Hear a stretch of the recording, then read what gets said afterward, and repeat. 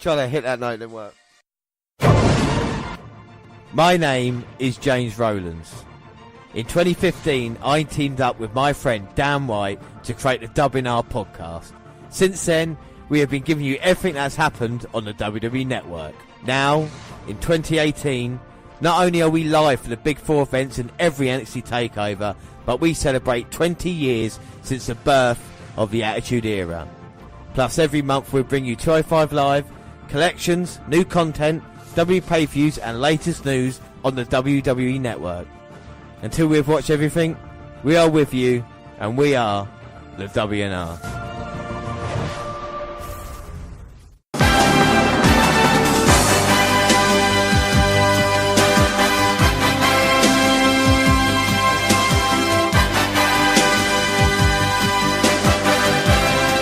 Yes, hello. I am James Rowlands, and as always, I'm joined by Dan White. And today, it's the WNR celebrates the WWE Hall of Fame class of 2018. This is the third of 7 podcasts that we're doing. We're doing 7 podcasts in 9 days. This is number 3, the WWE Hall of Fame special. We've done this last year. Really enjoyed it, so we're now. And on this show, this is what we're going to give you. Well, we're going to give you a brief history on the inductees into the Hall of Fame. Yeah, we're going to let you know who's inducting them. We're going to have one match from each of the Hall of Fame inductees. Yeah, we're going to then talk about the Warrior Award that's handed out. In what has become a major event on the WWE calendar, the WWE Hall of Fame ceremony takes place during WrestleMania weekend as part of the biggest time of the year for the world's biggest professional wrestling organisation. The 2018 WWE Hall of Fame ceremony would take place at the Smoothie King Center in New Orleans on Friday, April the 6th, 2 nights before WrestleMania 34 at the Mercedes-Benz Superdome, not the Silverdome, Hulkster. And the 2018 class is stacked. While many of the superstars on this list have won titles in numerous organisations around the world, what's listed here is what's recognised by WWE, meaning that you'll see the accomplishments from WWE, WCW and ECW, and one random NWA title thrown in there as part of agreement back in the late 90s. So let's take a look at the update list of the W Hall of Fame class of 2018, and the headline act, Dan? The headline, the main event, Mr. Pay-Per-View Goldberg, and he's a one-time WCW Heavyweight Champion, a 2-time WCW United States Champion, a 1-time WCW World Tag Team Champion, and he's the 5th WCW Triple Crown Champion in history. He's a 1-time WWE World Heavyweight Champion, he's a 1-time WWE Universal Champion, and he boasted a 173 match undefeated streak. Yeah, we're going to have 2 matches from Goldberg here. Dan, one is your choice. See if you get to thinking now what you want to see. Goldberg was a major part of the popularity of professional wrestling during the Monday Night War between WWE and WCW. He broke onto the scene in 1997 and became WCW World Heavyweight Champion less than a year after his debut by defeating Hollywood Hogan on July 6th, 1998, on an episode of Monday Nitro. He went undefeated for more than a year, racking up 173 straight wins before losing in controversial fashion to Kevin Nash at Starrcade in late 1998. Winning a 2nd United States Championship and a WCW World Tag Team Championship alongside Bret the Hitman Hart, Goldberg debuted in WWE the night after WrestleMania 19 and spent a year with the company, including a run with the World Heavyweight Championship, before leaving following his match with Brock Lesnar at WrestleMania 20. Well, after more than 12 years, Goldberg returned to WWE in 2016 and once again defeated Lesnar in dramatic fashion before beating Kevin Owens for the WWE Universal Championship in early 2017. A title he held for just under a month. He once again faced Lesnar at WrestleMania 33 and lost the belt in his final match in WWE. Goldberg was the first inductee announced for this year's Hall of Fame class. And the next inductee is, Dan? The Dudley Boys. And let me know a little bit of their facts. Well, they're an 8-time ECW World Tag Team Champions. They're 1-time WWE Tag Team Champions, 8-time WWE/World Tag Team Champions, and a 1-time Tag Team Champions. Yeah, one of the most popular, successful tag teams in professional wrestling history. The Dudley Boys take their much-deserved place in the W Hall of Fame as part of this year's group of inductees. After years of success and title reigns in ECW, Bubba Ray and Devon came to WWE in 1999 and went on to have some of the most talked about matches of the era. Their TLC battles with Edge and Christian and the Hardy Boys remain some of the most entertaining bouts in WWE history. From the time they arrived to the time they departed in 2005, the duo won 8 WWE Tag Team Championships, 1 WWE World Tag Team Championship and 1 WCW World Tag Team Championship. After a decade away from the company, the Dudley Boys returned to WWE in 2015 and spent one more year with the company before once again departing in 2016. They did return to WWE programming one more time as part of the 25th anniversary celebration of Monday Night Raw earlier this year. And the next person is Dan? The next inductee is Ivory, and she was a 3-time WWE Women's Champion. And after many years away from the ring, following some early success in her career, Ivory came to the WWE in 1999 and brought some legitimacy to the women's division. She won her first WWE Women's Championship just 6 months after her debut, going on to hold the title on 2 more occasions, including one run as a member of the Right to Censor. She won her 3rd title in a fatal 4-way match with Trish Stratus, Lita and Jacqueline, all of whom are already met fame. She lost the title to Chyna at WrestleMania 17. Well, Ivory stayed with WWE until 2005, and although she would never regain a women's championship, she was helpful in making other women in the company successful, including a stint as a trainer on Tough Enough. And then up next, James, I'll let you do this one because you're such a big fan of him. Yeah, well, it is Jeff Jarrett. That is JEFFJARRETT. He is a 4-time WCW World Heavyweight Champion, unbelievably. He's a 3 WCW United States Champion, 1-time NWA North American Champion, part of the NWO invasion of WWE that we're watching now in 1998. 6-time WWE Intercontinental Champion, 1-time European Champion, and 1-time WWE Tag Team Champion. Well, he's easily the most shocking inductee of the WWE Hall of Fame class of 2018.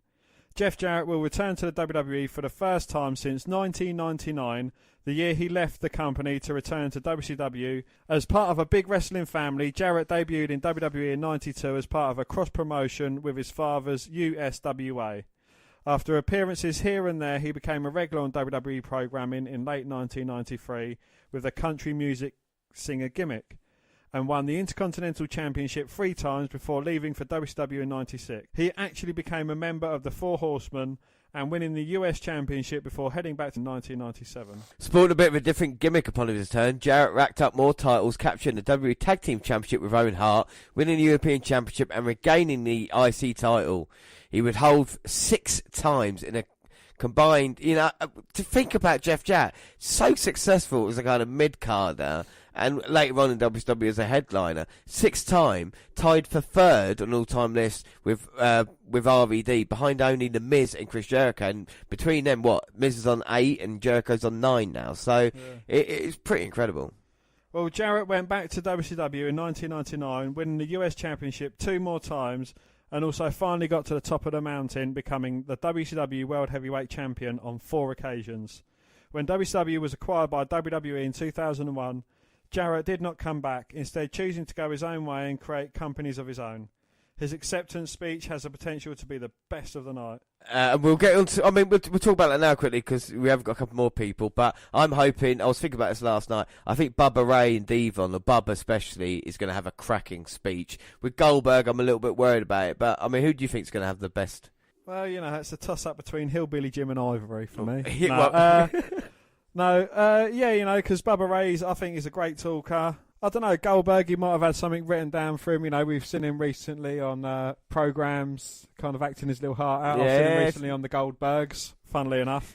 And, he's been making sporadic appearances on The Flash, so, he's used to learning lines and reading them out, so maybe he might have improved a bit. Yeah, and also I think he's hosting Forged in Fire as well, which anybody's ever watched that on the History Channel. He's doing a new series, so, he's going to get a lot of confidence, and obviously he's going to be the headline act. But there's one man maybe that can steal the show in that, Dan, is Hillbilly Jim. Yes, well, although Hillbilly Jim never won a single title during his run in WWE, or anywhere else for that matter, he was a very popular superstar in the company during the 1980s.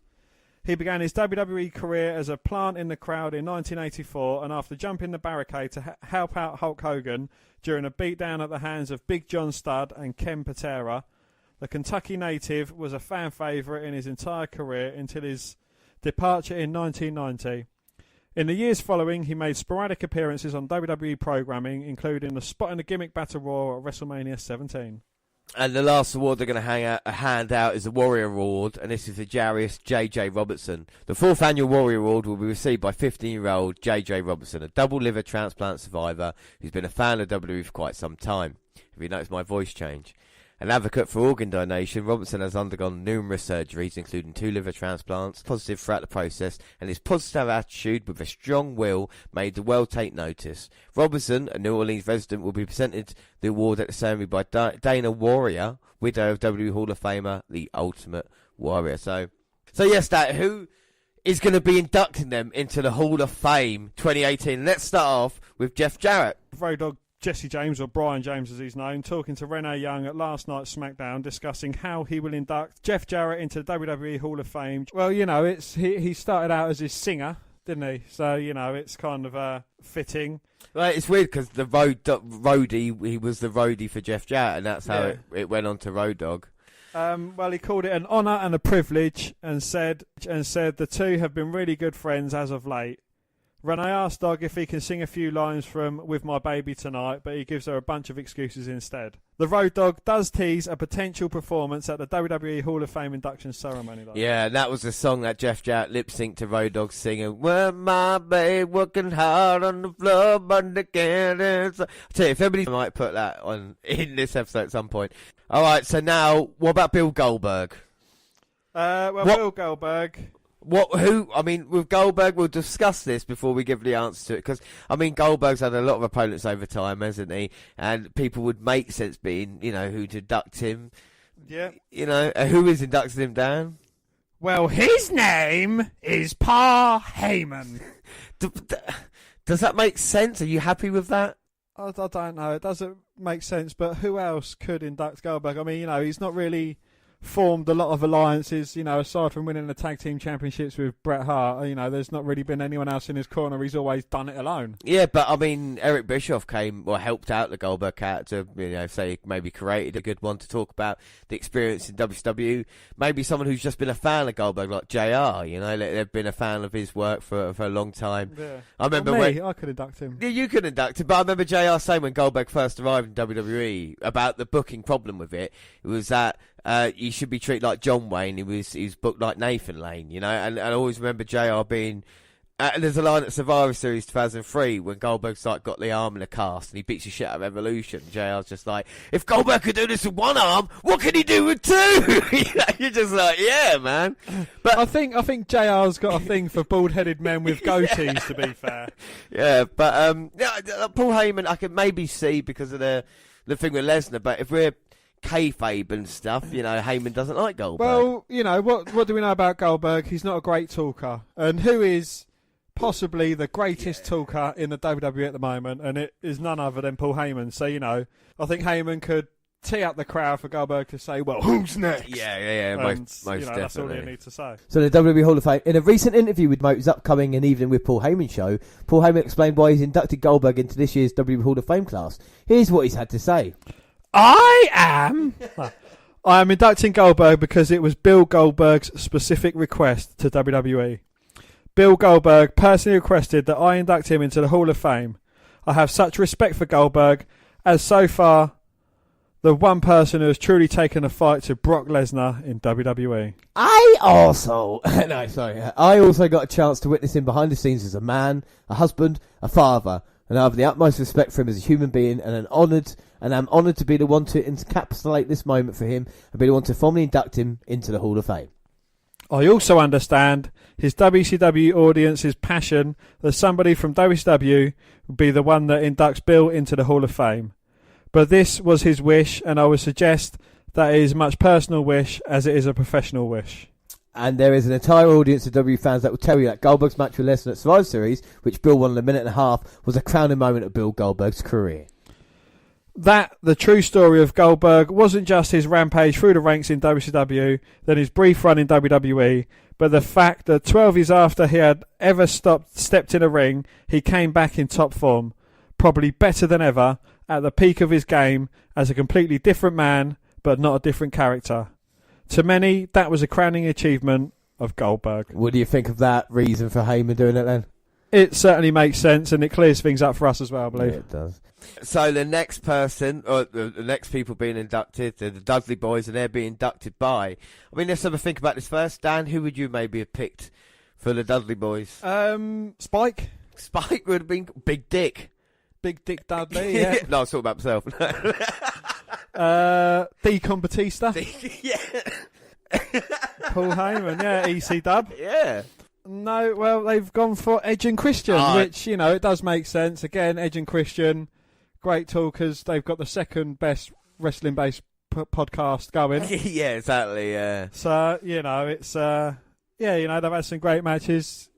I don't think Matt Hardy would probably be able to do it in his current woken character, and Jeff Hardy would probably be too intoxicated to be able to do it. Well, Jeff's not talker, is he? And Edge and Christian, like I said, they've got the personality there, the feuds they had with the Dudleys. I think it is a perfect choice, and I'll be really looking forward to that. I think that's the speeches that all of the time in the show I'm really going to be paying attention. How many times do you reckon Devon will say, testify? Testify. And then Bubba Rag go, Devon! Oh, that'll be at the end. Table. Yeah, that'll be at the end. That'll be their bit when they... Oh, you just ruined it for everybody, Dan. Sorry, guys. Right. Sorry. Okay, so Ivory, who can induct her into the Ivory? China? Oh, no. China, no. WrestleMania 17 match. Ivory, well, she's been there a long time. She made our top 25 women of all time, I should say. Former Globe champion, the gorgeous ladies of wrestling. And she had an impact back in the early 90s. If you go onto Netflix, I don't know, other streaming services are available, of course. If you go on there, you can see Glow, and you can see the documentary with Ivory on it, working her way through and come over to the 90s, you know. And Ivory, she was a worker as well. She wasn't like don't get me wrong, I don't want to have a go at her for her looks. Yeah. She was a good-looking girl, you know. But like you said, with feuds and stuff, Moolah, Mae Young, unfortunately, have passed by now. So is China. So they've gone for Molly Holly. Molly Holly. Dan, what do you think? I think they've chosen someone that's not going to outshadow her, really. You know, Trish, Lita. You know, I think they'll have outshadowed her. But yeah, you know, Molly Holly, another not bad women's performer. I think Molly, she made our top 25 list, and I think she deserves Hall of Fame appearance as well, Hall of Fame induction at some point as well. I think that's good. I think I'm happy with that. Mark Henry, there's not been announced yet, but I would love it. Tony Atlas. I'd also say D'Lo Brown. D'Lo Brown, yeah. Yeah, I mean, when's the last time we saw D'Lo? Yeah. Apart from the Jaws incident. Well, you know, D'Lo, Karma Mustafa, Ron Simmons, yeah. And The Rock. Yeah. Oh, that would be brilliant. All of them putting their fists in the air. Should say WWE have announced that Big Show will induct Mark Henry into the Hall of Fame. So that is all the inductors then. What do you think of the Big Show inducting Mark Henry into the Hall of Fame? I would have liked to have D'Lo Brown, or I would have liked to have maybe Farouk there, but Big Show doing it makes sense. These are the two kind of giants that have been in WWE these past, couple of decades now, decade or so. So with Big Show, they've had a few great matches. Yeah, fair play. We talked about Double J with Road Dogg. Hillbilly Jim, well, this is very interesting who he wants to induct him. Yeah. But who he's going to get, I'm not really sure, you know. Who's he want to induct him? He wants Hogan to induct him because, of course, you know, he was a plant. He helped out Hogan for his first appearance in WWF. So, you know, it would make sense, but I'm not quite up to date with, you know, who the current status between Hogan and the WWE are. Well, it's weird you asked that question because we're going to answer that on the WNR 151 podcast on Friday where we've got some Hulk Hogan news. If he is going to be at WrestleMania or not. Hillbilly wants... with Hillbilly, it's just whatever 80s wrestlers available to do it, really, isn't it? Not in a horrible way to Hillbilly Jim, but it's just like... whoever's going to make it to the show. So Hillbilly, WWE revealed today that Jimmy Hart will be inducting Hillbilly Jim into the W Hall of Fame on April 6th in New Orleans. The two are friends who were last seen together on W programming as part of the Legends House reality show in 2014. I basically said just add an 80s wrestler to it, and that's what they've done with Jimmy Hart. Pretty much, yeah. And it's exactly the same with Kid Rock because we don't know. He's part of the... We haven't mentioned him yet. The celebrity inductee Kid Rock. I mean, what are his big moments in wrestling? Well, you know, he performed The Undertaker's American Badass tune when he was going through his biker gimmick. He performed Stabler's legs. Yeah, no, he didn't perform as her legs. the ZZ Top cover, legs. Oh, legs for Stacey Keebler. Stacey Keebler, I get it now. And he performed at WrestleMania 25 and a few other WWE events. Yeah, and his song will probably be used for WrestleMania as well as a tie-in. Kid Rock joins legendary people like Donald Trump and Mike Tyson into the Hall of Fame. Alright, so let's get more details on this year's class, and let's start watching some of the matches lined up. We're going to have one for each, but I was travelling through WWE No Way Out 2000, and we're just going to start watching it here, because a very interesting match happened. Like the Dudleys, there's loads of ECW stuff to pick from. I think one day we'll look at Dudleys in their own right as maybe a podcast special, if you know what I mean. But until that point comes, we'll just do it here, because the Dudleys debuted in WWE in late 1999, and the team to beat at that moment in time, you would say, before Edge and Christian and the Hardys, was the New Age Outlaws. As we've seen in 1998, they'd been a big tag team and they would carry on. So we're No Way Out 2000 is the New Age Outlaws defending the tag team titles against the Dudley Boys, who've only been in it for 3 months. So we're just going to have this on the background as we talk more about the Dudleys. Well, the WWE Hall of Fame will need tables because the Dudley Boys are moving in. As first reported by myself and James, Bubba Ray and Devon Dudley are the latest inductees into the WWE Hall of Fame class of 2018. The Dudley Boys' journey to the WWE Hall of Fame began in ECW 1996, when Bubba and Devon, the sons of the unseen Big Daddy Dudley, were on opposite sides of a family feud among brothers clad in tie-dye and thick-rimmed glasses. Eventually, Bubba Ray and Devon joined forces and kicked off 2 decades of tag team dominance. Well, in ECW, the Dudley Boys were perhaps the promotion's most revelled villains. Bubba Ray and Devon could grab the microphone and antagonise audiences to the brink of full-scale riots. Once the bell rang, they were just as dangerous, with a penchant for punishing opponents by slamming them through tables, and a devastating double-team manoeuvre known as the 3D in their arsenal. The Dudleys captured the ECW Tag Team Championships 8 times before they left the Land of Extreme in 1999. So like I said, there's a lot of Dudleys in ECW. We will be doing a Dudley special some. Well, Bubba Ray and Devon soon arrived in WWE, ditching the tie-dye for camouflage, but keeping the same nasty attitude that brought them success. Not to mention a healthy stock of tables to drive their foes through. Rings, the Dudleys found a pair of teams just as willing to push competition to its extreme ends in the Hardy Boys and Edge and Christian. The trio of tag teams turned the squared circle into their own demolition derby, using tables, ladders and chairs, oh my, to punish one another. Their hardcore tendencies converged in the first ever TLC match at SummerSlam 2000 and led to the classic sequel on the grandest stage of them all at WrestleMania 17. By the time they had left WWE in 2005, the Dudley Boys have racked up 8 reigns as World Tag Team Champions, 1 as WWE Tag Team Champions and 1 as WCW Tag Team Champions. 10 years later, the 17-time Tag Team Champions returned to WWE to compete with a new generation of superstars, introducing teams like the New Day and the Usos to their brand of hardcore wrestling, and a few tables. Though they left WWE again in 2016, the W Universe never forget them, as evidenced by the raucous reception they received at Raw 25 when Bubba Ray and Devon arrived to put Heath Slater through a table with a thunderous 3D. 3D! And now, the Dudley Boys will take their rightful place in sports entertainment history on what is sure to be an incredible night. James, get the tables! Dan, get the statistics. Well, it's Bubba Ray or Brother Ray or Bully Ray. And you've got Devon Dud or Devon or just Devon. Devon, yeah, the Dudley Boys. The Dudley Boys with a Z. The Dudleys with a Z or Team 3D. Well, their combined weight is £565 and they're billed from Dudleyville or New York City. Yeah, well, you know, Dudleyville's just outside New York City. Debut April 13th, 1996. Their years active was 96 to 2010, and then from 2013 to 2016, 2018 for some reunions. Yeah. As we see in this match so far, the Dudleys taken over early on. Classic diving headbutt off the top there by Devon onto Road Dogg. It's so weird to see these teams. You think they're different generations, but this, you know, as we'll see towards the end of this match as well, we'll go into a bit more detail why the Outlaws didn't hang around. But just the promotions that Dudleys were in. Got a lot of girls on my team. So, 2CW. AJPW. BCW. BTW. CW. ECW. FMW. Hardcore Homecoming. Hustle.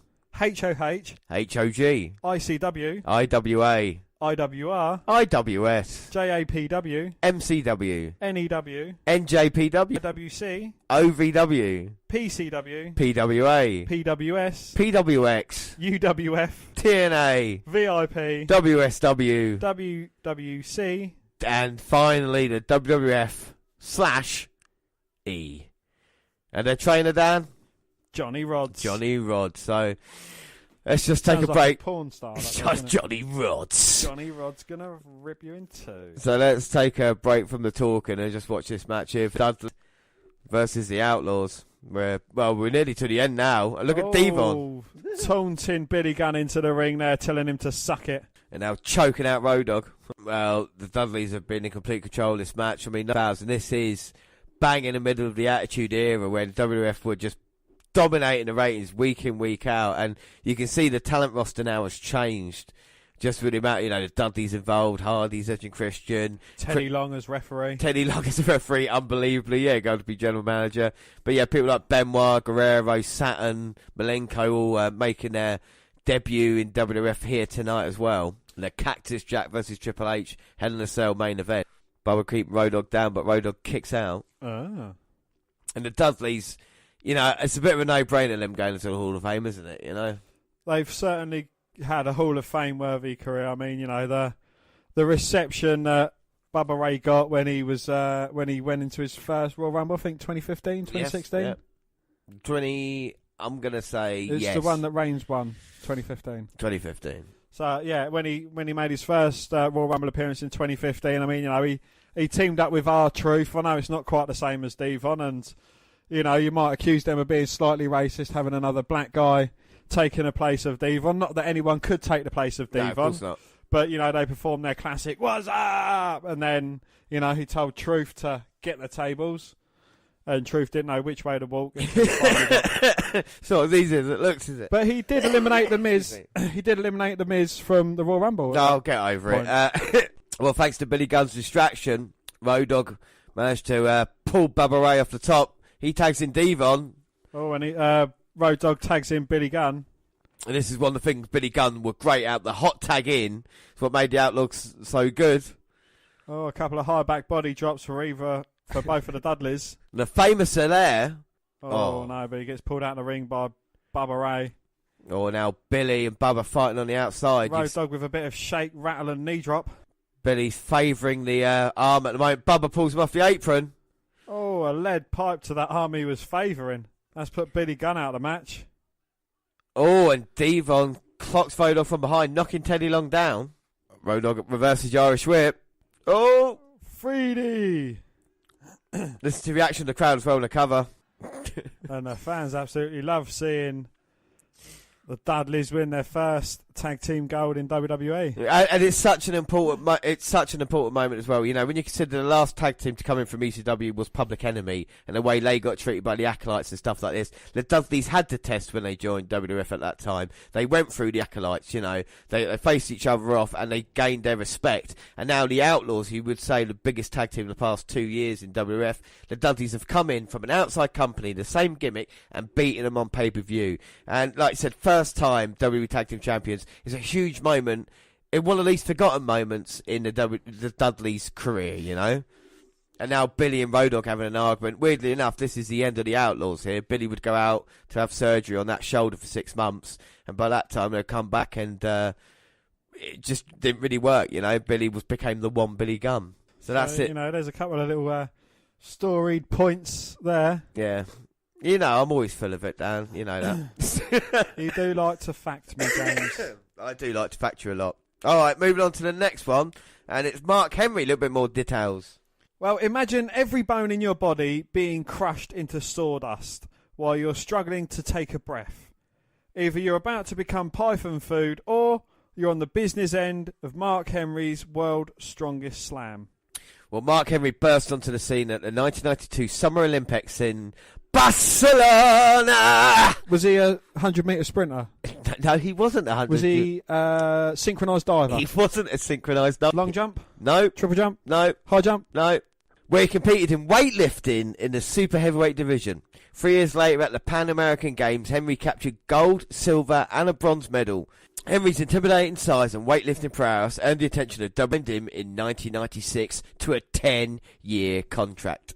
He stands as the first developmental talent for WWE and was under contract for more than 2 decades. From there, the new superstar joined the infamous Nation of Domination, where he established himself as a ruthless and powerful big man. Big man. Traits he channeled to earn first prize in the 2002 World's Strongest Man competition at the Arnold Schwarzenegger Classic. Arnold Schwarzenegger, get to the chopper. Arnold Schwarzenegger. Well, hence the moniker he carries today, 20 years after debuting in WWE, when Mark Henry stands at a terrifying peak. In addition, he holds the incredible distinction of having been a world champion of 3 sports: powerlifting, strongman, and of course, wrestling. Well, injuries didn't stop him, and neither could superstars such as Shawn Michaels, The Undertaker, Kane, and The Big Show, all of whom have been scraped from his boots at some point in his career. Destruction isn't personal for him, that's just what he does. Now, what are your thoughts on Mark Henry? Are you a fan, Dan? I am quite a fan, yeah. You know, he's an interesting character. I don't know if he was billed right or if, you know, I don't know. I think he was kind of overshadowed by other wrestlers as well during his time. I think he could have been a lot better than he was. Yeah, I mean, I know you liked the Hall of Pain, weren't you? I did like seeing people enter the Hall of Pain. Yeah, and that was when he, like I say, became champion. I think he beat Randy Orton for the World Heavyweight title, if memory serves me right. But my favourite part of him, and I think most people's, my sister was a huge fan, was, of course, Mark Henry as Sexual Chocolate. Oh, look who's coming out! The same pay-per-view right after the Dudleys and the Outlaws. It's Sexual Chocolate, baby. So can you tell me any more about Mark Gerald Henry? Well, let's do a little bit of facts as Sexual Chocolate Mark Henry's coming out here to face Viscera in a classic on the Hall of Fame special. Just your face alone, Dan. Well, he was born June 12th, 1971, age 46. He was born aged 46. No, he wasn't born aged. He is aged. He was born June 12th, 1971, which makes him 46 years old. From Silsbee, Texas, of course, in the good US of A, and he lives in Austin, Texas now. He's married to Jana Perry. He's got 2 children. He's got a cousin called Henry Heaven. Kevin.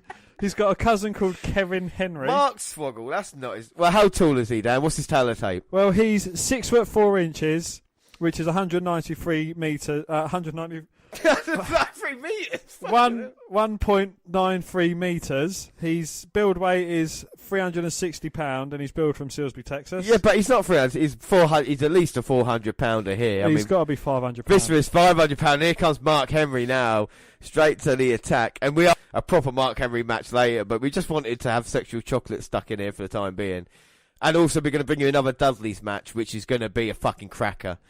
Viscera versus Mark Henry. And this is just classic. This is, people talk about the Attitude Era. I mean, you don't get this anymore, Dan, do you? No, you don't get 2 big men fighting. One's wearing a big leather coat. I don't know how he doesn't sweat like a fucker. I tell you one interesting thing. Sexual Chocolate Mark Henry, wouldn't he turn into the Love Machine, Big V, wouldn't he, later on in his career? So Love Machine, yeah. Maybe that's what you start liking him. Viscera at this point, obviously, Ministry of Darkness. Mark Henry with Mae Young. Mae Young got pregnant when she was with Mark Henry, and Viscera cost her the baby. Well, she gave birth to a hand. And then we've seen the reason this match is about, because Viscera slammed the 80-year-old Mae Young. Yes, this is the Attitude Era at its best. Viscera and upping big Mark Henry. And just running through the... You know, you can't say this again about many of Mark's opponents, but, you know, Viscera's tossing him around like he's a little child. He is. He's tossing him off. And of course, Mark Henry, Sexual Chocolate, is a fantastic character, you know, with association with D'Lo Brown. And Mark Henry turning on his former tag team partner, but then becoming this kind of comedy, like a joke on himself, wasn't it? You know, Mark Henry. But at least it wasn't the end of his career. He still had time to kind of change. I mean, he would go on after this to have a WrestleMania match with The Undertaker at WrestleMania 22. So, yeah, he didn't do too bad, did he? No, you know, and he'd be able to get some seriousness to his character again, obviously with a Hall of Pain character. So, he had something that maybe Viscera didn't have, you know. I mean, Viscera at this point in 1995, he had become WWE King of the Ring as King Mabel or Mabel. At that time, fucking hell. And Viscera just sends Mark Henry right into those ring steps. And Viscera's burying Mark Henry. Wow. Yeah, I told you this would be good. Mark Henry's just getting manhandled. I think the weird thing about the Hall of Fame now is that I know more and more not more and more about them, and the matches become more recent now. Whereas like Midnight Express or the Rockers last year, you know, we're going back to the mid-80s. Well, talking of the Rockers, oh wait a minute. Sorry, because Mae Young's just come out after Viscera's delivered a belly-to-belly slam to Mark Henry. Oh my God, she wants to protect her boyfriend. Don't get your puppies out, Mae. Please don't get your puppies out. Oh my God, Viscera. Don't do this Oh! She's an old lady, for God's sake, Viscera. You can't do that. He's not going to squash her, is he? He's going to kill her. Oh! He coming to the aid of his woman. Shoulder barges Viscera down. Oh! And he manages to slam the Viscera, and it looks like he slammed him with relative ease. Oh!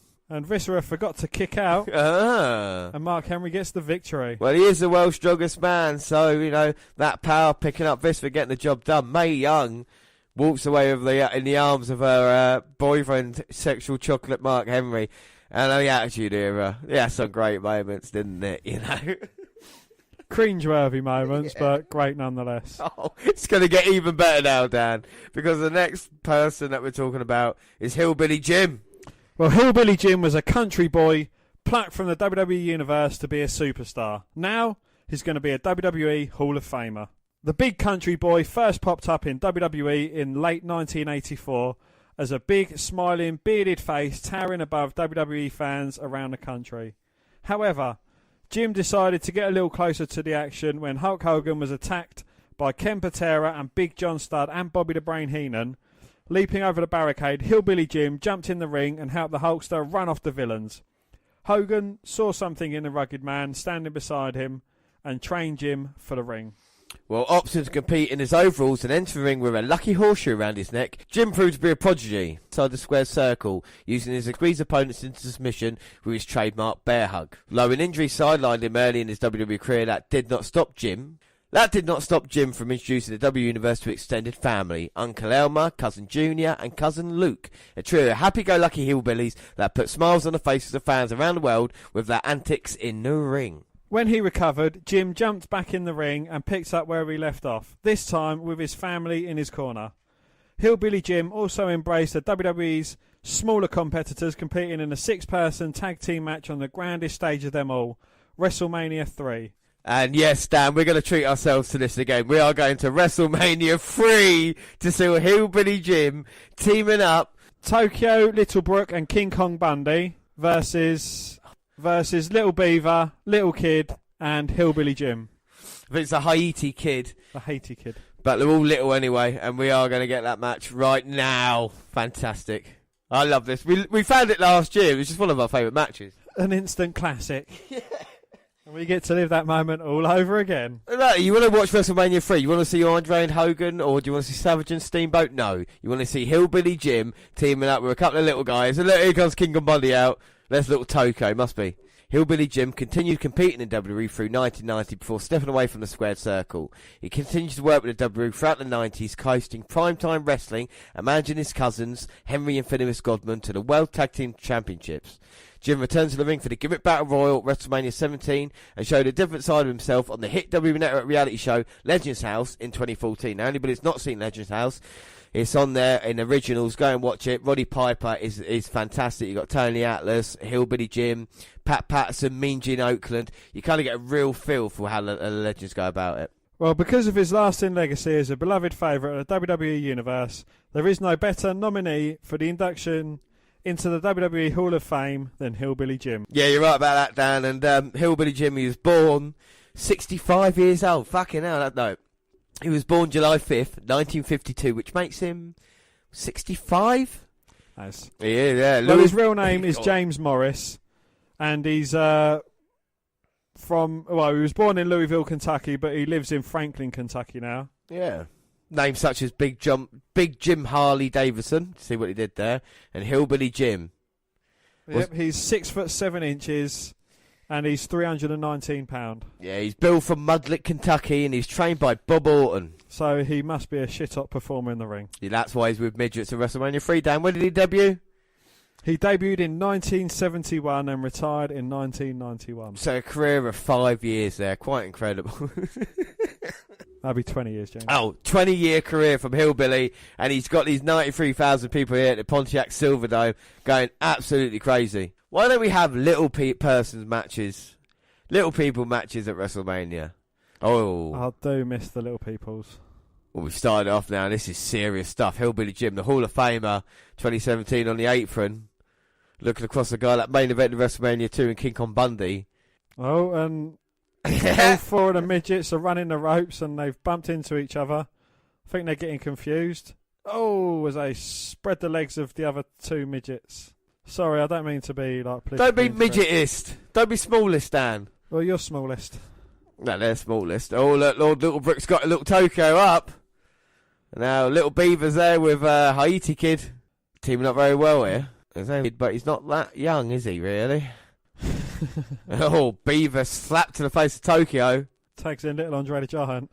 I don't think it's as good as the match that I think it was Doink the Clown and Jerry the King Lawler had. Doink, Dink, Pink and Rink against like the Little Kings. Well, no, this is. I mean, without the success of this, we wouldn't be having little people. We wouldn't have had a Max Mini. We wouldn't have had Hornswoggle. We wouldn't have had El Torito. We wouldn't have had Rey Mysterio. You know, all these type of guys that we would never have had if it wasn't for the fact that WrestleMania 3 here.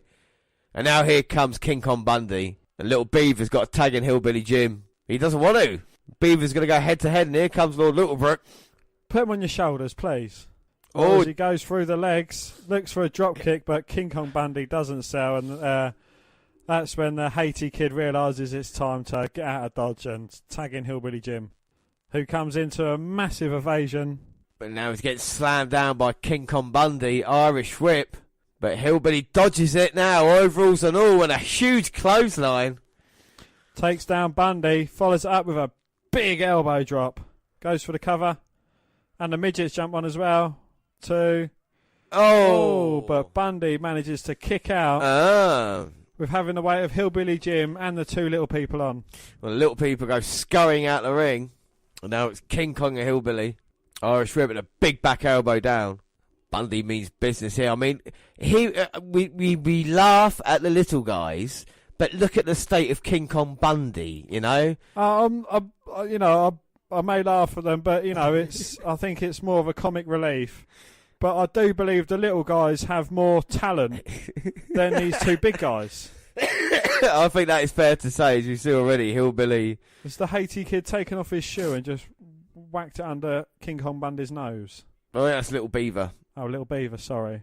Yeah, come on now. We've got to call this action seriously there, and there's Little Beaver with the shoe off hitting Bundy, going underneath his legs. Oh, and the Little Beaver's coming in again. He is a real team player, though. Oh, no! Oh! As he gets a big power slam. Don't do it, Bundy. Don't do it. You'll squash him! Oh! As he drops the elbow. Well, the bell has rang here, and I think Little Beaver's died. Little Beaver's dead. He's dead. No, not again. Oh, and all of them now. And now all the little people are joining forces. Well, Lord Littlebrook, Little Tokyo. Oh, and Hillbilly Jim sent them outside. Oh, my God.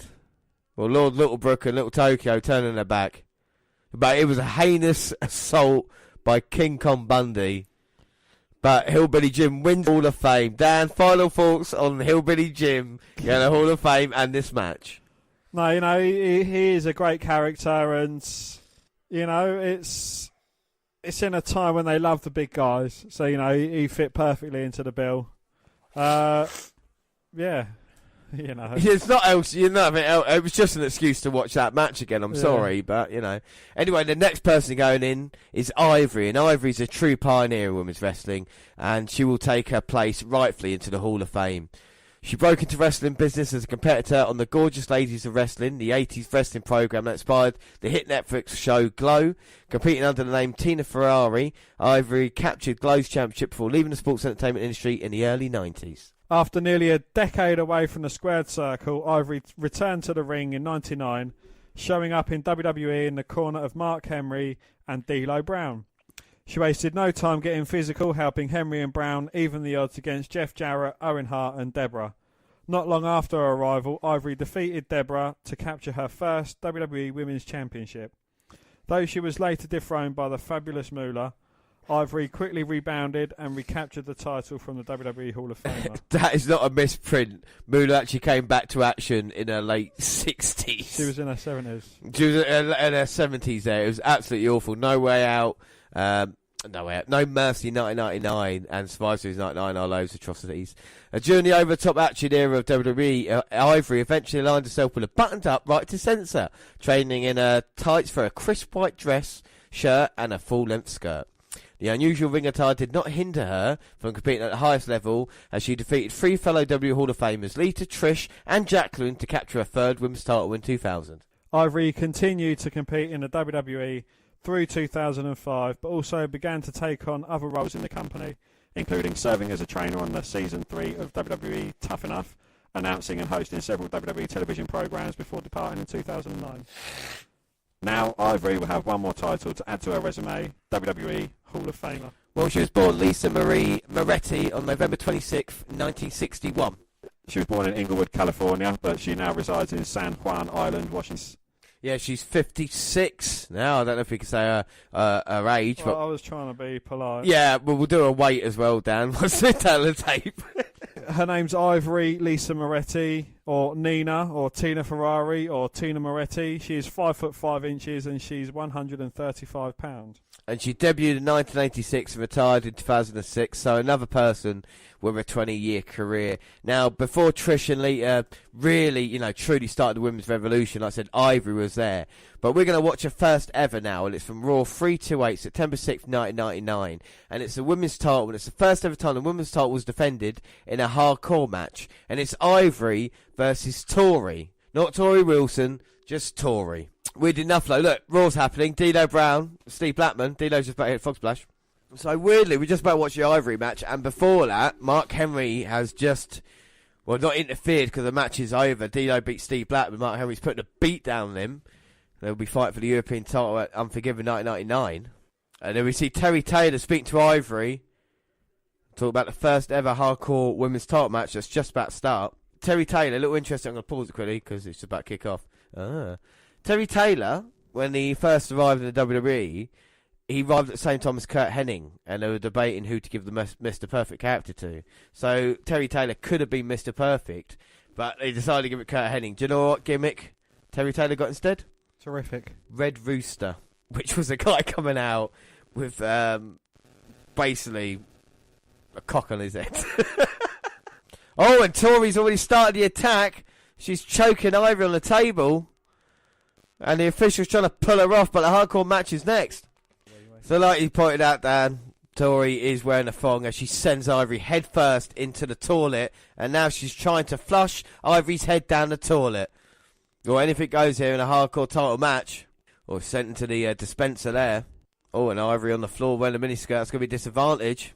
And now Ivory throwing back clothes. And now what? What's the Tori got around now? Oh, no, they're going to expand and maybe hit her. Oh, and she got a bin to the head. Oh, Jacqueline to the shower. Jacqueline to the shower. I need to get out of there. And they've come into the water and Ivory... Ivory's only wearing a miniskirt. I mean, Tori at this moment has got a white T-shirt on, white thong, and now she's getting pinned. No. But Tori manages to kick out. I'll soap her up. Oh, she's full of soap. That's got just to the eye. She won't be able to see. It's getting slippery. She's washing her mouth out with soap. Well, they're still wet. They're sliding around everywhere. Now the shirt's getting ripped. Well, this is the Attitude Era at its worst or best, if you want to look at this. And Tori gets sent through into another room. Now choked out by a curtain. JR and the King are shocked. Oh, my gosh, she's throwing objects at Tori. Tori's dodging them. Exactly. And it wouldn't be the first time. Wouldn't be the last for Tori. No. Sends Ivory into the wall, and now open up the door, go into another locker room, and there's guys in there. Oh, it's a naked Droz. Droz Viscera. He's getting a lump on. They were just minding their own business, and now they crashed into the table. And Tori trying to keep that t-shirt. Yeah, you want to keep a bit of mystery going, don't you? Keep dignity, yeah. Get it closed shut. Now they're coming out here. Concrete wall Ivory gets sent into. Face first, dragged by a hair into another concrete wall. And this has been vicious now. Again, vicious and delicious. Yes, side of the truck. There is no way the camera can not be delicate about this. Ivory, Tori now mounting Ivory, going for the pin. Oh my God. Ivory get the shot off at 2. I think we just saw what Ivory had for breakfast there. Indeed, yes. And it was quite weird because Ivory was a bit apprehensive. I think it was Royal Rumble 2000 when you had the swimsuit competition. Yeah. Oh. Straight into her foot. I don't think that's been done. The chair into the foot. Oh. She smashes glass over her head. Oh my God! That mirror that was up there, right over Tori. 2, 3. Ivory wins the first ever hardcore women's title match. And even though it didn't last long, still impressive. Still fun. The last 3 matches that we've seen have been incredible in their own way, you know? We've seen sexual... Oh, no! She's branding her on her back now. Oh, that's too far. Oh, my God. There was actually blood there as well when they did that. Jesus Christ. That might be a bit too far. Ivory. I mean, I know she didn't do it for real. I don't think she did, but my God. I mean, Dan, what are your thoughts on that? That was fucking brutal.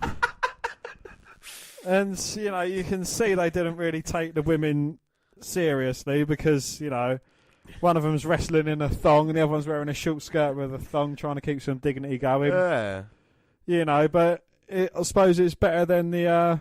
There was that battle that they had with all female hardcore match that ironing boards and, Oh, yeah. A ladies' hardcore match, it's not that bad. But I mean, at this time they were doing, like, chocolate pudding matches and all this kind of stuff. Like you said, the Miss Rumble competition. And so, but Ivory was there. She came across as super serious after that. It was good. And like I said, the last 3 matches that we've watched, well, Ivory and Tori, hardcore women's title match. Of course, the Little People with Hillbilly Jim at WrestleMania, and Mark Henry Sexual Chocolate against Viscera. It is Hall of Fame worthy matches on here, and it's only going to get better coming up. I mean, look at this fucking arsehole coming out here to the ring. I mean, flashing sunglasses, flashing suit. It's a joke, isn't it, Dan? I mean, what a joke this guy is. He certainly looks a joke as well. It's... He does look like a complete idiot. He does. Look like a tool. He does. But we are going to WWE In Your House 2, July 23rd, 1995, for our next inductee, who was born Jeffrey Leonard Jarrett, July 14th, 1967, which makes him 50 years old. Yes, he was born in Hendersonville, Tennessee, and that's where he resides as well. He's been married to Jill Gregory, divorced her, married to Karen Jarrett. And he's still married to her, apparently. He's got 3 kids. Well, we know Karen Jarrett, don't we? It was Karen Angle. Forgot Angle's ex-wife, who they had a love affair in TNA, yeah. Yes. His dad's Jerry Jarrett, another double J, and his granddad's Eddie Marlin. So 3 generations there. Yes, his ring name has always been Jeff Jarrett. He's 6 foot. He's 200 he was trained by Jerry Jarrett, his dad, and Buddy Landau, and he made his debut on April the 6th, 1986. Well, Jeff Jarrett used to have one question for the W Universe during his incredible career, and that was, ain't I great? While fans responded with boos and jeers then, today the answer is undoubtedly affirmative. Jarrett is the latest inductee into the Hall of Fame's class. Double J's road to the WWE Hall of Fame began at birth. The son of Tennessee wrestling promoter Jerry Jarrett, Jeff grew up around the industry, eventually becoming a referee before competing between the ropes at the age of 18. While many promoters' sons had entered the ring and flamed out, Jarrett was a prodigy inside the squared circle. It was easy to see that he would be a superstar as he competed against and alongside likes of Hall of Famers Jerry the King Lawler, Nick Nick Bockwinkel, and countless others. I like Nick Bockwinkel. I've watched a lot of poor movies. Bonkwinkle. Bonkwinkle. Dick Bonkwinkle. Dick Bonkwinkle. However, when Jarrett However, when Jarrett finally made it to the WWE in late 1993, he revealed that he had dreams bigger than the ring. He wanted to use sports entertainment to make himself the biggest star in country music. Ahead of his arrival, Double J strutted around Music City, USA, Nashville, running down the country music establishment and claiming that the WWE was his road to stardom in the ring and on the stage. Well, Jarrett found success between the ropes, capturing the Intercontinental Championship 3 times during a heated rivalry with Hall of Famer Razor Ramon, and picking up countless victories with the help from the roadie, much to the dismay of the WWE Universe. Double J eventually backed up his big boasts about his musical prowess, releasing his debut single, With My Baby Tonight. James, would you like to do a rendition of... Well, my damn heart on the curb and the thing didn't stop getting better too slow. I can't wait to be alone with my baby tonight. And he released that with a music... Thank you, James. Thank you, James. Right. Thank you.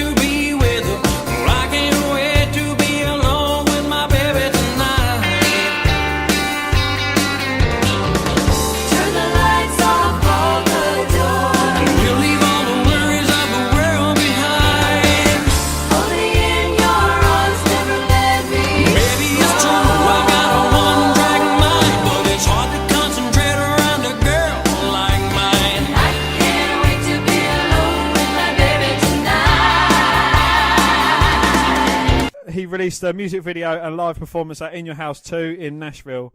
However, after Jarrett's WWE departure, it was revealed that that all wasn't as it seemed. When it came to Jarrett was lip syncing, the roadie was the voice behind the song. Well, nonetheless, Jarrett continues his in-ring career in WCW 96, becoming one of the few proud superstars that can call themselves a member of the legendary Four Horsemen. During his year in WCW, Jarrett defeated Dean Malenko to capture the revered United States Championship. And we see him in action now against Shawn Michaels, who's coming out here in his mid-90s best. I mean, he has had a hell of a session, looks like the weekend before. Or that night. Yeah, you're right. And Jarrett looks ready for action with a roadie in the corner. Double J returned to WWE in late 97 and developed a new nasty attitude that matched the era in the company. Though he lost his long blonde locks in a match at SummerSlam 1998, it did not deter Jarrett from achieving success, whether it came from fairly or by bashing his opponents with an acoustic guitar. During his stint in WWE, Jarrett captured the World Tag Team titles of Owen Hart and claimed European and Intercontinental zone. Well, Jarrett jumped back to WCW in 1999 and found his greatest success as a competitor, defeating fellow Hall of Famer DDP in a final of a 6-man tournament to win the vacant WCW World Championship. Jarrett engaged in rivalries with the likes of Ric Flair, Booker T, Sting and others, while capturing the WCW World title 3 more times before the company was purchased by the WWE in 2001. Well, Jarrett continued to compete around the world and also began to promote shows that gave future W superstars like AJ Styles, Bobby Roode and Eric Young their first major exposure. Major exposure? What, you mean TNA? Well, Double J's resume is one of the most impressive in sports entertainment history. He's a 4-time WCW champion, 3-time US champion, 6-time IC champion, European champion and World Tag Team champion, and during WrestleMania 34 week, Jeff Jarrett will add one more accolade to that list. WWE Hall of Famer. He great? Ain't he great? He is great, isn't he? So we're going to see him in action now against Shawn Michaels, and this match has already started, and both men trading, shots to the face early on, and both men jumping up on that top rope as well, saying this is going to be easy. So the prodigy, which is Jeff Jarrett, and Michaels now collar and elbow tie-up. Jarrett gets him in the side headlock. Oh, hip toss attempt by Jeff, but Michaels blocks it. Goes over the top of him. That was nice, and a poke to the eye by Shawn Michaels. Oh, looking for a hitlock takedown, but that was blocked by Jarrett. So he turns it. Oh, flips over backwards and ends up landing a right to the head of Jarrett. Irish whip, and Michaels managing to leapfrog Jeff Jarrett, catching the right hand.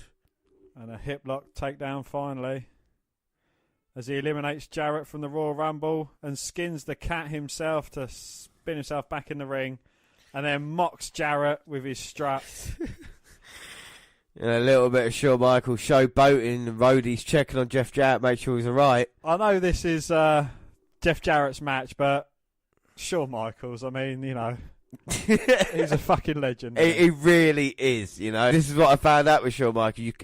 You can't not. It's like when you look at these, have like Shawn Michaels matches with feature you talk about. You come WrestleMania weekend, Mr. WrestleMania and everything like this.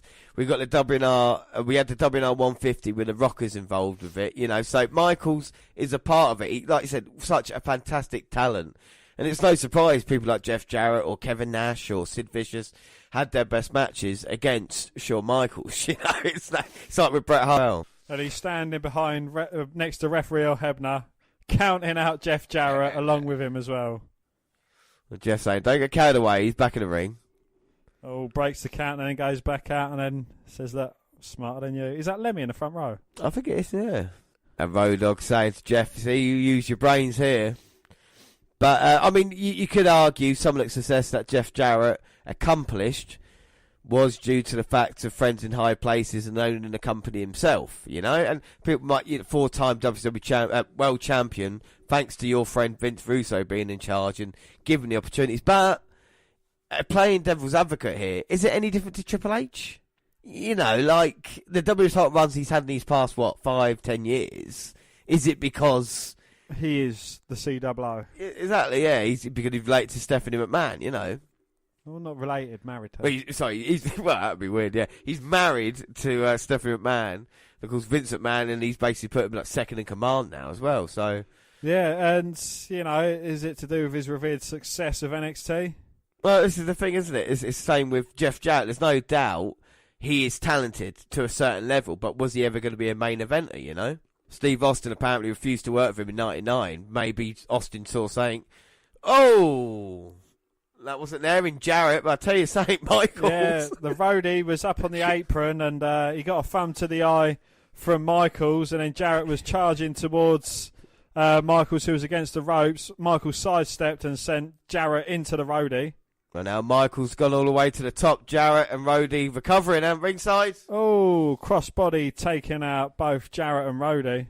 And the showstopper, the main event, HBK, Shawn Michaels, posing in the ring as Jeff Jarrett lays prone on the outside on them wafer-thin mats. Now, how thin are those mats, Dan? They are mere millimetres thick, James. Right, it said big match Shawn Michaels. He's going to go for it again. This time, baseball slide.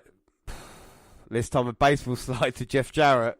Throws Jeff in, and Jeff cowering away now, like any good heel should do.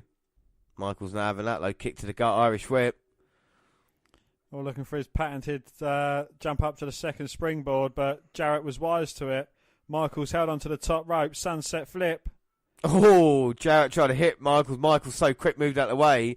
Jarrett punched the canvas. Oh, fucking hell. High back Michaels over the top rope, landing on the wafer-thin mats below on his back. Well, that's a bit of payback for Jeff Jarrett there on Shawn Michaels.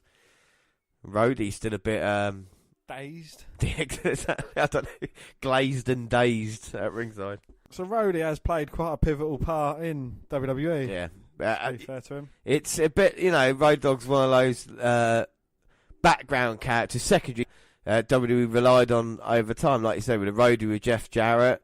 Well, it wouldn't be long before Michaels and the Road Dogger teamed up in DX. Exactly, a couple of years down the road, you know, and then Road Dogg with Billy Gunn. I really like the Outlaws, you know. People have a go at them.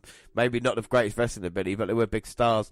And even after that, with X-Pac and and people like that with Road Dogg. With K Quick, R-Truth, when he first debuted, teaming up with him. So he's always helped, exactly, get rowdy. But Jarrett now's taken over Shawn Michaels. Who hasn't R-Truth or K Quick teamed up with, though? He's teamed up with a lot of different wrestlers. And if it wasn't a successful Road Dogg, maybe it would have never happened, eh? So, well, potentially, yeah, he's teamed up with Goldust, The Miz. The Awesome Truth. Santino Marella. I'm sure they teamed up before. When Michael's been dominated by Jeff, and Jeff's caught him. Oh, my God, Dan, what's he caught him in? He's caught him in the abdominal stretch, James, and I can't for the life of me think who made that move famous. Well, seeing as a Hall of Fame special, let me tell everybody, it was the real... Was it Wilbur Snyder? It was, you fucking... Yeah, it was, Dan. Yeah, so you did... It did come to you in the end. Easy for you to say. I've unfortunately had a stroke on a podcast, so... Can you stop stroking, please, James? And Jeff Jarrett using that top rope now. Oh, Hebner doesn't catch him out. Well, he's not using the top rope. He's using the roadie. Oh, that's even worse. More momentum. And and Hebner's caught him and he kicks Road Dogg in the hand. Michael slamming. Did he call him a wanker? Double J. So it looked like... Plants him with a DDT. That is a lot better than the glorious one. Oh, come off it. Every time Michael's loaded, there's Jeff Jarrett hit the DDT. Goes for the cover. Oh, but Michael's managing to kick out. Jeff Jarrett choking Shawn Michaels on that second rope. Oh, having a go at Jeff now, saying you can't do that. I was behind the referee's back. Roddy's choking out Michaels, but Michaels has caught him. And he's pulled Roddy over the second rope, and Jarrett was looking to drop his body weight onto the back of Michaels, but he caught Roddy instead. Michaels with a roll-up. But Jarrett managing to kick out. Michaels sends Jarrett headfirst into the turnbuckle. Jarrett versus the Irish Whip. Oh, Irish Whip reversal, though, and Jarrett sends Michaels into the opposite corner, and Michaels with his lovely Michaels bump sends him all the way to the outside over the top rope. With even more momentum there as well. You see the way his lower back hit the edge of the apron on the way down. And that's why Michaels had to leave for a while with back surgery. Yeah, exactly. Doing those silly bumps. But this is the thing, it's basically a 2-on-1 handicap match. It's basically a 2-on-1 handicap match now. Michaels is fighting them valiantly as Jeff Jarrett's now going to the top. And they're all trying to stop him. He didn't stop Shawn Michaels earlier. No. One move for one and a different for others. Exactly. But with referee distracted. Oh, Roddy on the outside takes down Michaels. And now Michaels wiped out. Look at Road Dogg, nice little dance. And to be fair to Road Dogg, I know he's put on a bit of timber these past few years. Not really changed that much though, has he? Road. I mean, I know he did a lot of drugs. Don't get me wrong, but who wasn't? Who wasn't? There's a couple of real shoot interviews of Road Dogg really having a go at Triple H. A fucking brilliant mate, Vince McMahon as well, and yet they invited him back. So he's very lucky that he's friends with Triple H. So Shawn Michaels though, I saw Shawn Michaels the other day on SmackDown 99. He was fucked up, man. He was proper fucked up.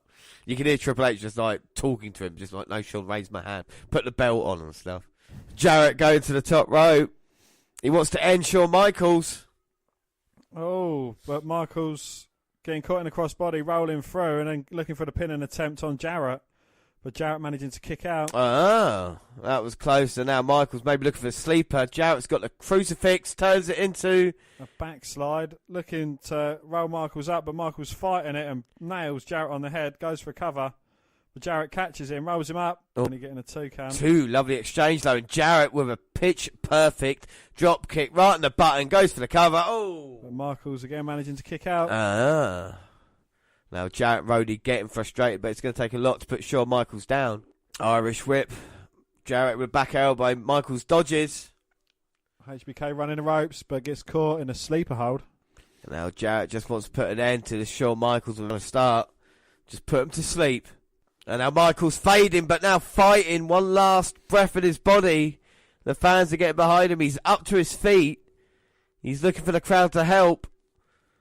It turns it into a back suplex. Jarrett down. And now Michaels with at least some separation here. Oh, Hebner now counting both men down up to 7. 8. Are they going to get to 10? And Michaels up. Put the arm over Jarrett. Michaels slowly crawling to Jeff Jarrett's lifeless body. Arm across. 1, 2. Oh! With Jarrett managing to kick out. Ah. Much to Roddy's delight. The roadie is actually smirking. He's not smirking, Dan. He's on crack. Michaels blocking the big right hand by Jeff Jarrett. Oh, ducking Jarrett's clothesline attempt, hitting him with a high forearm, nipping up. Classic Michaels. He makes it look so easy, Shawn Michaels. And now Jeff Jarrett back to his feet. To his credit, knocked down. Look how many times Jeff Jarrett bouncing up and down, selling for Michaels. Irish whip in the corner. Oh, another flying forearm from HBK. As he stamps on Jarrett's head. Is he going to go up top? Looking for the... Oh, Jeff Jarrett's up, and I think Michaels looking for the moonsault. No. Oh, no. Spins round midair, hits him with a double axe handle, smash the head. Oh. Again, Jarrett managing to kick out. Now Michaels scooping up Jarrett. Slams him down. Michaels now. Vince McMahon absolutely went crazy for Shawn Michaels. The leader of the new generation. I sound more like fucking like Joey Styles. Michaels up. Oh. Hits his big elbow. Cocky cover. 2. Oh. But he should have hooked the leg because Jarrett manages to get his shoulder up at 2. 2. Well, we can see the confidence flow through Shawn Michaels' body, and Jeff Jarrett is in serious trouble as he gets Irish whip down to the other corner. Michaels follows it up. Oh, Jarrett lifts his feet. Michaels slides under his legs, catches him, and uh-oh. Oh! Splitting the difference round the ring pole, and Jarrett's face is etched with agony. Oh, make a wish, Jeff, and now Shawn gonna go up. He's already hit the elbow. Al Hebner was tending to Jarrett as Rhodey got up and shook the top rope, making Michaels fall onto the top turnbuckle there. Legs either side. I think Jeff needed help, and now he's gonna go up to meet Shawn. Looking for a superplex off the second rope. And that's it. He's looking for the end. He's going to wrap him up. He'll take him down. Michaels catches him, rolls him up. 1, 2. Oh, but Jarrett managing to kick out. And now Jeff up. Got the leg of Shawn. Oh, his knee over Jarrett's knee and causing a lot of pain to Michaels. And now pulls him into the middle of the ring. Look for the figure 4. Oh. But second time Michaels manages to kick the backside of Jarrett, sends him into the referee Al Hebner. Now Come on, Rhodey, climb in then. Exactly, yeah. 3 men down in the ring. This is Rhodey's chance. Oh, Shawn, I think, gesturing full of sweet chin music. He's going to tune up the band. Jeff can't see it. Oh. And Michaels didn't see Rhodey coming in from behind with a chop block. Well, he's cut him down to size now. Jeff Jarrett. He's going to take a chance off the top. Rhodey waking up Al Hebner. Here comes Jeff off the top. Oh. Big crossbody. Oh. And Michaels managing to just kick out. Just. That was a split second away for a new Intercontinental Champion. Jeff Jarrett Irish whips Michaels. He reverses. Uh-oh. And he inadvertently trips the leg of Jarrett. And he walks into a super kick. Michaels falls into the cover. 2, 3. So against all odds, Michaels wins the IC title in what was a bloody good match, to be honest. One of Jeff Jarrett's best. You know, we could have watched him winning some titles, but I think this one with Shawn Michaels shows the kind of talent Jeff Jarrett had to be able to stand to go with Shawn. You know, not many people could match him move for move. I think Jeff Jarrett did in this one. I think he does deserve to be in the Hall of Fame. I'm surprised it's happening, but I am going to be looking forward to it as well. Okay, now on to our celebrity induction. Yes, Kid Rock. And while his song New Orleans is setting the tone for the party atmosphere that WrestleMania... While his song New Orleans is setting the tone for the party atmosphere that WrestleMania is bringing to the Big Easy this year, Kid Rock will be taking his place in WWE history. Well, Kid Rock's musical career is legendary after breaking into the mainstream music scene in the late 90s with songs like Cowboy. What the fuck does that one say? Bawa de Bapata. Bawa de Bapata. And Cowboy has tried to sell more than 26 million albums. His unique blend of rap, rock and country music has helped him transcend genres and become one of the most popular recording artists going today.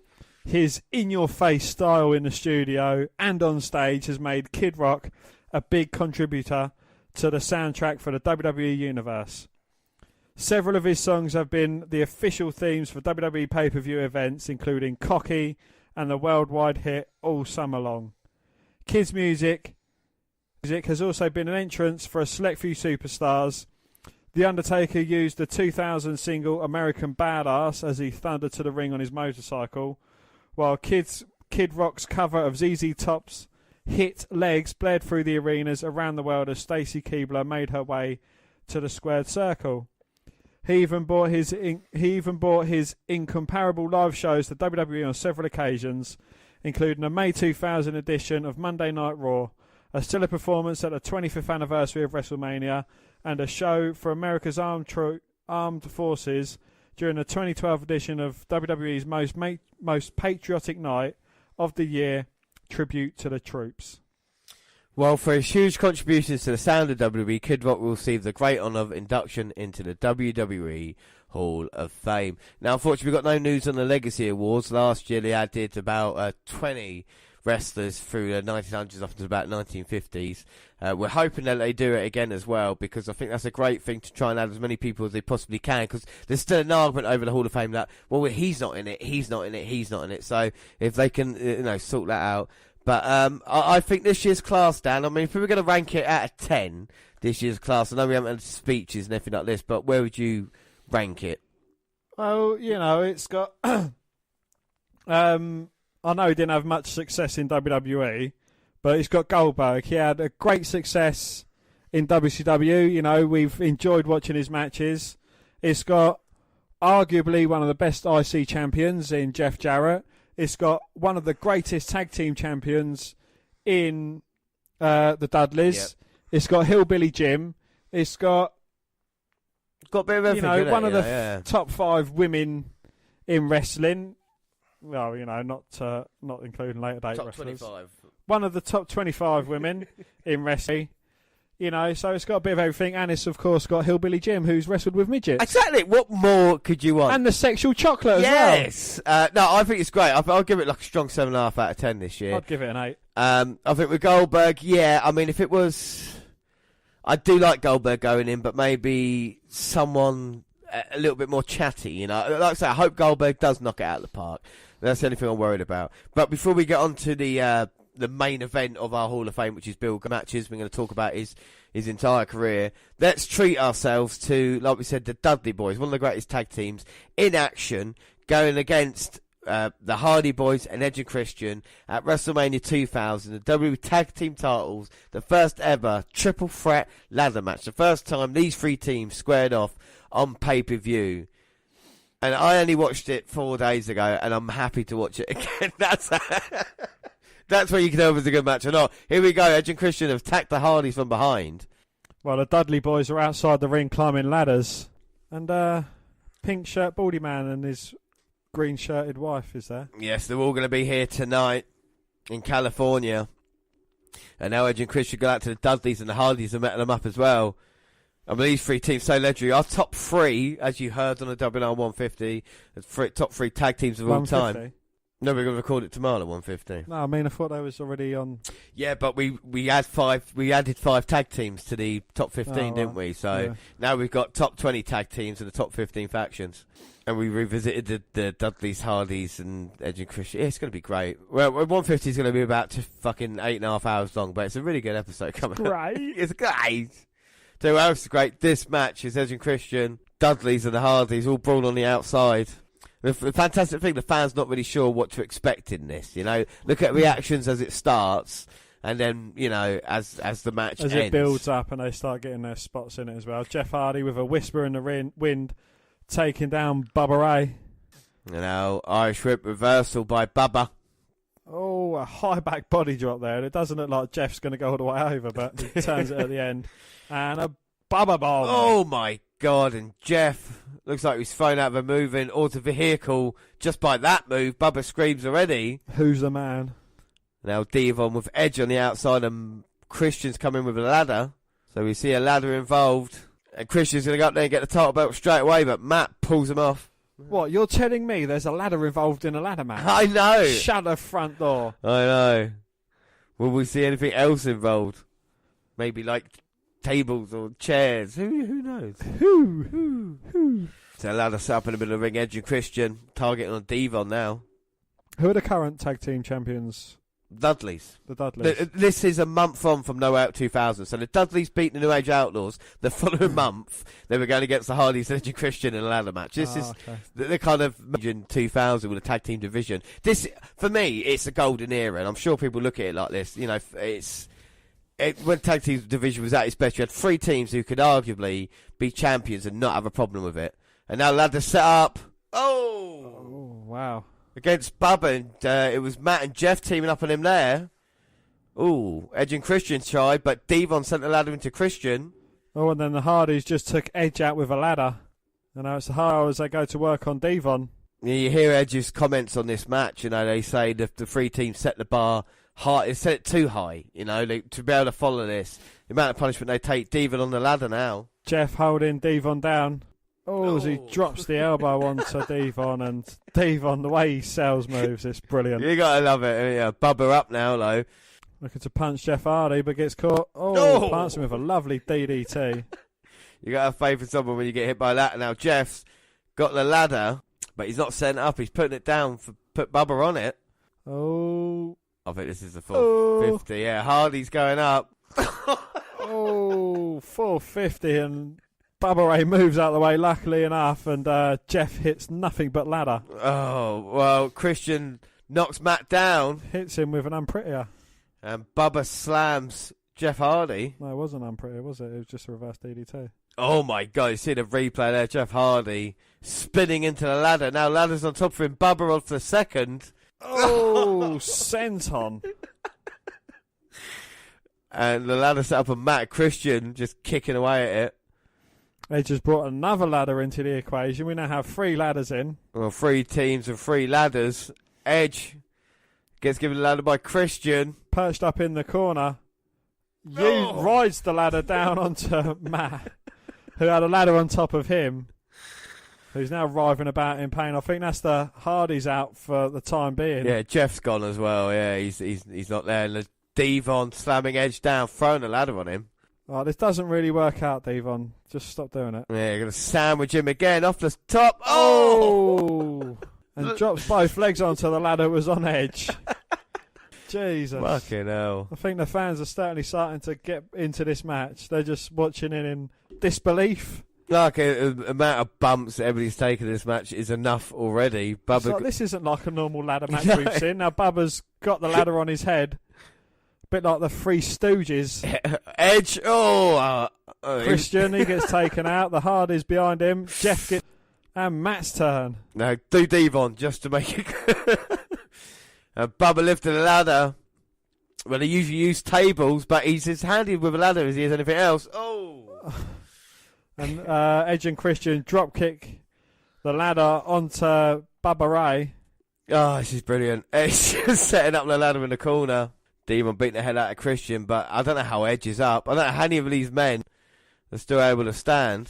And they're like, let's introduce ladders, tables and chairs to the next one. Oh, we got Devon up! Oh, 2-man flapjack face first into the ladder. It was like, ladders aren't quite enough. We want tables and chairs also, please. Yeah, this year, WrestleMania next year, can we add like a woman, a rhino, and a spike for it? The ladder's up, and Christian's going to climb it. But it's not under the title belts. Is he looking to take out Bubba Ray and Matt? Well, they're outside. Christian, why would you do it for? Oh, and a crossbody taking out a member of each team. Well, Christian sacrificed himself right onto those wafer thin mat stand. James, just how thin are they?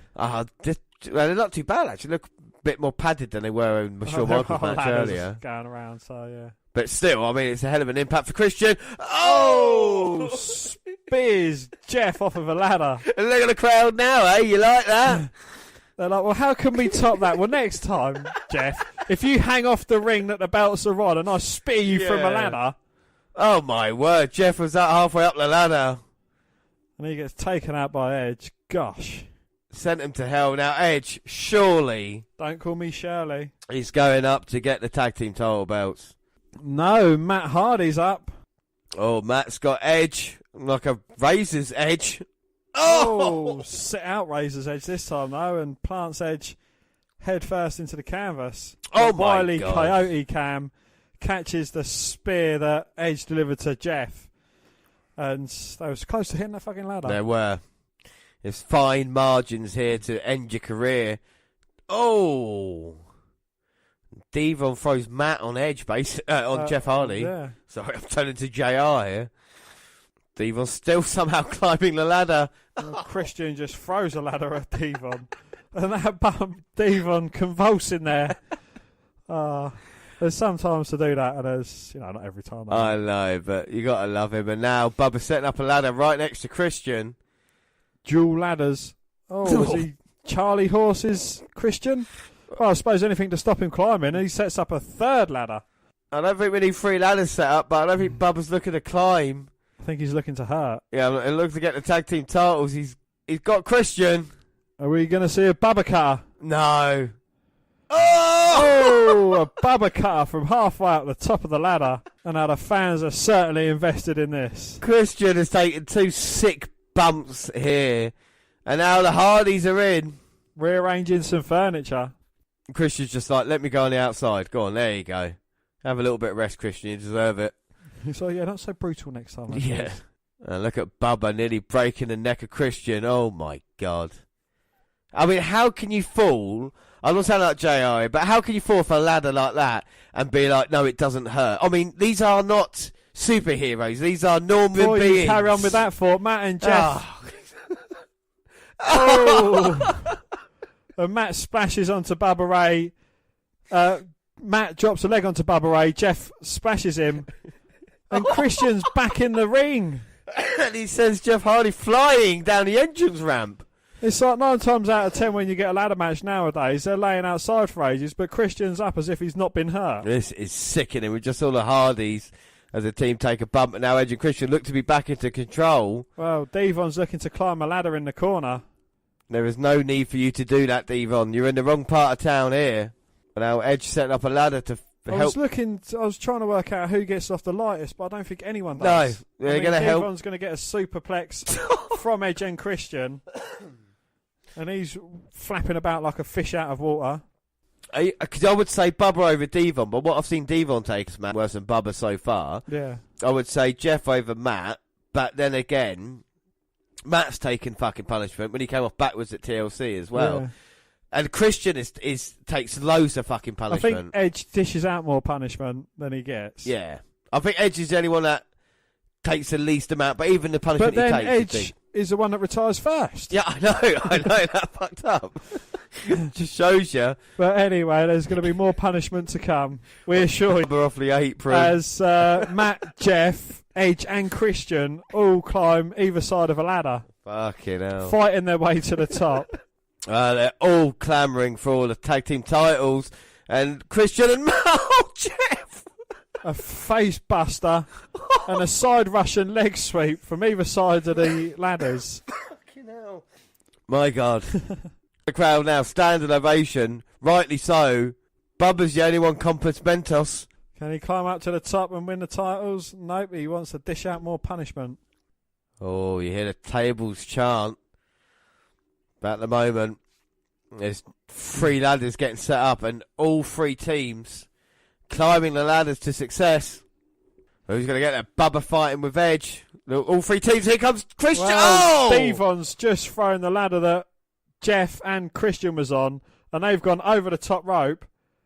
Bubba Ray's gone now, and he's just pushed the 2 ladders. One that Matt and Edge was on, and they've just crushed himself on the top rope. I think Devon got off quite lightly there. Jeff and Christian went off the side. They went past the wafer-thin mat and just hit the entranceway, which is a sheet of concrete. Look where they landed there. It's a sheet of carpet over concrete. Exactly. And Edge got crutched up with Matt, and now it's just the Dudleys left alone in the ring. Can they climb to win? Dudleys have certainly got their fans here. I mean, the same fans that was cheering for them just a month ago. And now the ladder, oh my God, they're not even setting them up. They're going to use Christian's them as weapons. Back in. Poor fucking Christian. Oh, he's walking into a ladder toe. Oh! Right, Christian wins the award for most punishment taken this match at the moment. Does he win the Johnny Gargano award for most punishment in a match? Oh, looking for a 3D on Edge. Oh. And that is not good. Cheers, JR. And now Bubba and Devon. He's got that mad look in his eyes. Bubba Ray's eyes are glazed over, and it's not from eating donuts. No, they're going to get the tables. So we've seen ladders and now tables are rolled. Jeff Hardy's still in pain on the outside. Well, he might have broke his wrist. Christian has just been squashed after coming off the side there. And now Bubba's setting up the ladder. Very precariously. Now they've got the table. Construction site. They're building something here. Well, they've got the table set up on top of the ladders. I would not like to be the poor bastard that goes through that, I'll tell you. No, but that's quite a snug little fit there. That's all right. But Bubba and Devon, of course, Devon's scared of heights. They're going to go get the tag team titles now, but Matt's up. And Jeff's up as well. They've got a Dudley each. I don't know how Jeff Hardy is still standing. Don't know how any of these guys are still standing. Christian's not wide. No, Christian deserves a rest. And then they got another. Well, they've got 2 more tables there. Well, James, they've got some sadistic minds, and that's what I like about them. Well, at this point, I remember watching this WrestleMania live. I had never seen anything like this. I hadn't watched a lot of ECW, you know, where most of this stuff came from. But at the time in WWE, at WrestleMania, you know, it would be hard for this even happen now because it stills the show. And to take that spotlight away from the main event superstar. They were obviously told to go out here and just do what they wanted, you know. And what they gave us is just incredible performances. And this is why they're 3 of the greatest teams of all time. That's why the Dudleys are so good, you know. Yeah, most definitely. And, you know, it's weird now because they prefer to focus on the likes of Roman Reigns and Brock Lesnar. You know, it's like nothing against them, but there are other divisions in WWE, you know, like they like to focus on the women's revolution, but that still gets overshadowed whenever Lesnar's on the show or, you know, and so much. But hang on a minute. Devon's just gone off a ladder looking to take Jeff out, but Jeff moved out the way, but Bubba Ray's just powerbombed Matt through a table while he was stood on the announce table. So Jeff managed to avoid the contact Devon went through, and then Bubba's just crushed Matt Hardy. But exactly, Dan, like you're saying before the tables happened, like the tag team titles now, the Raw scene is Strowman, and I know people like Strowman and people think it's good, but it's a joke of a tag team division when you're treating it like that. So's New Day and the Bludgeon Brothers. There's hope there. I said this last week. The 3 teams. Well, there's rumours it's going to be turned into a ladder match. Rumour has it. If it is, let them go out there and give them a fucking performance, because these 3 teams deserve a chance. And in a weird way, you know, the Usos, New Day, and Bludgeons, not similar here, but there's potential. You know, so let it go, let it grow. Let it go. Jeff's on the barricade running. Oh! Looking to take out Bubba Ray, who was armed with a ladder, and he saw Jeff coming out and just took him out with a ladder.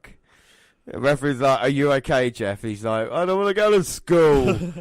I don't want to go to school today, Mommy.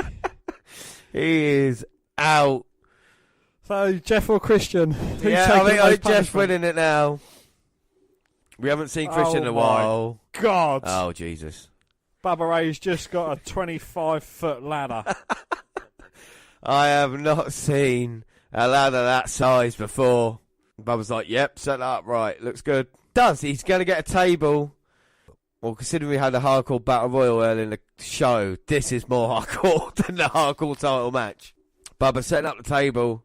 Oh, poor Jeff. He looks like he's going to be the next victim. Uh-oh. Big right hand sends him onto that table. Hey! Christian's back and rings Bubba Ray's bell. Christian! At last, you're sent into the barricade again, Christian. How much punishment do you want to take? Oh, but now the tables have turned, so to speak, and Bubba Ray's on the table. Jeff's ripping off his shirt and whipping Bubba Ray with it. I don't think that hurts. Well, I was going to say that Bubba's had his bell rung, but your one was Jeff going all the way to the top now. He's not. You crazy son bitch, Jeff. Don't do it, Jeff. Oh, ladder's a bit wobbly. He's going all the way to the top. Jeff! Oh! Jesus Christ. Swanton bomb through Bubba Ray Dudley. Yeah, And Jeff wins this one for most punishment. Taken and delivered. Oh my word. Bubba Ray's folded up in half on the table. No, he's not moving. Jeff Hardy's not moving. We've seen a replay off the top. At least 20 foot in the air. At least 25, 30 feet in the air. Oh my God.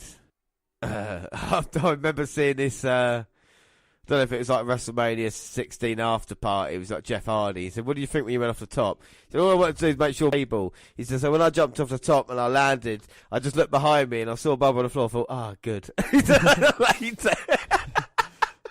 Don't worry about the punishment. You could have said, I done a swanton bomb off the top of the ladder. Yeah. The only thing I remember is getting pushed off the fucking ladder, going over the top rope, and everything else is just blank. Oh, well, Devon's back in, but he's getting stopped by Matt Hardy. Twist of fate to Devon. And now it's just Matt, but I can see Christian crawling up the other side. Oh, Christian, you're not alone. And now, making sure it's secure as he climbs up, Christian.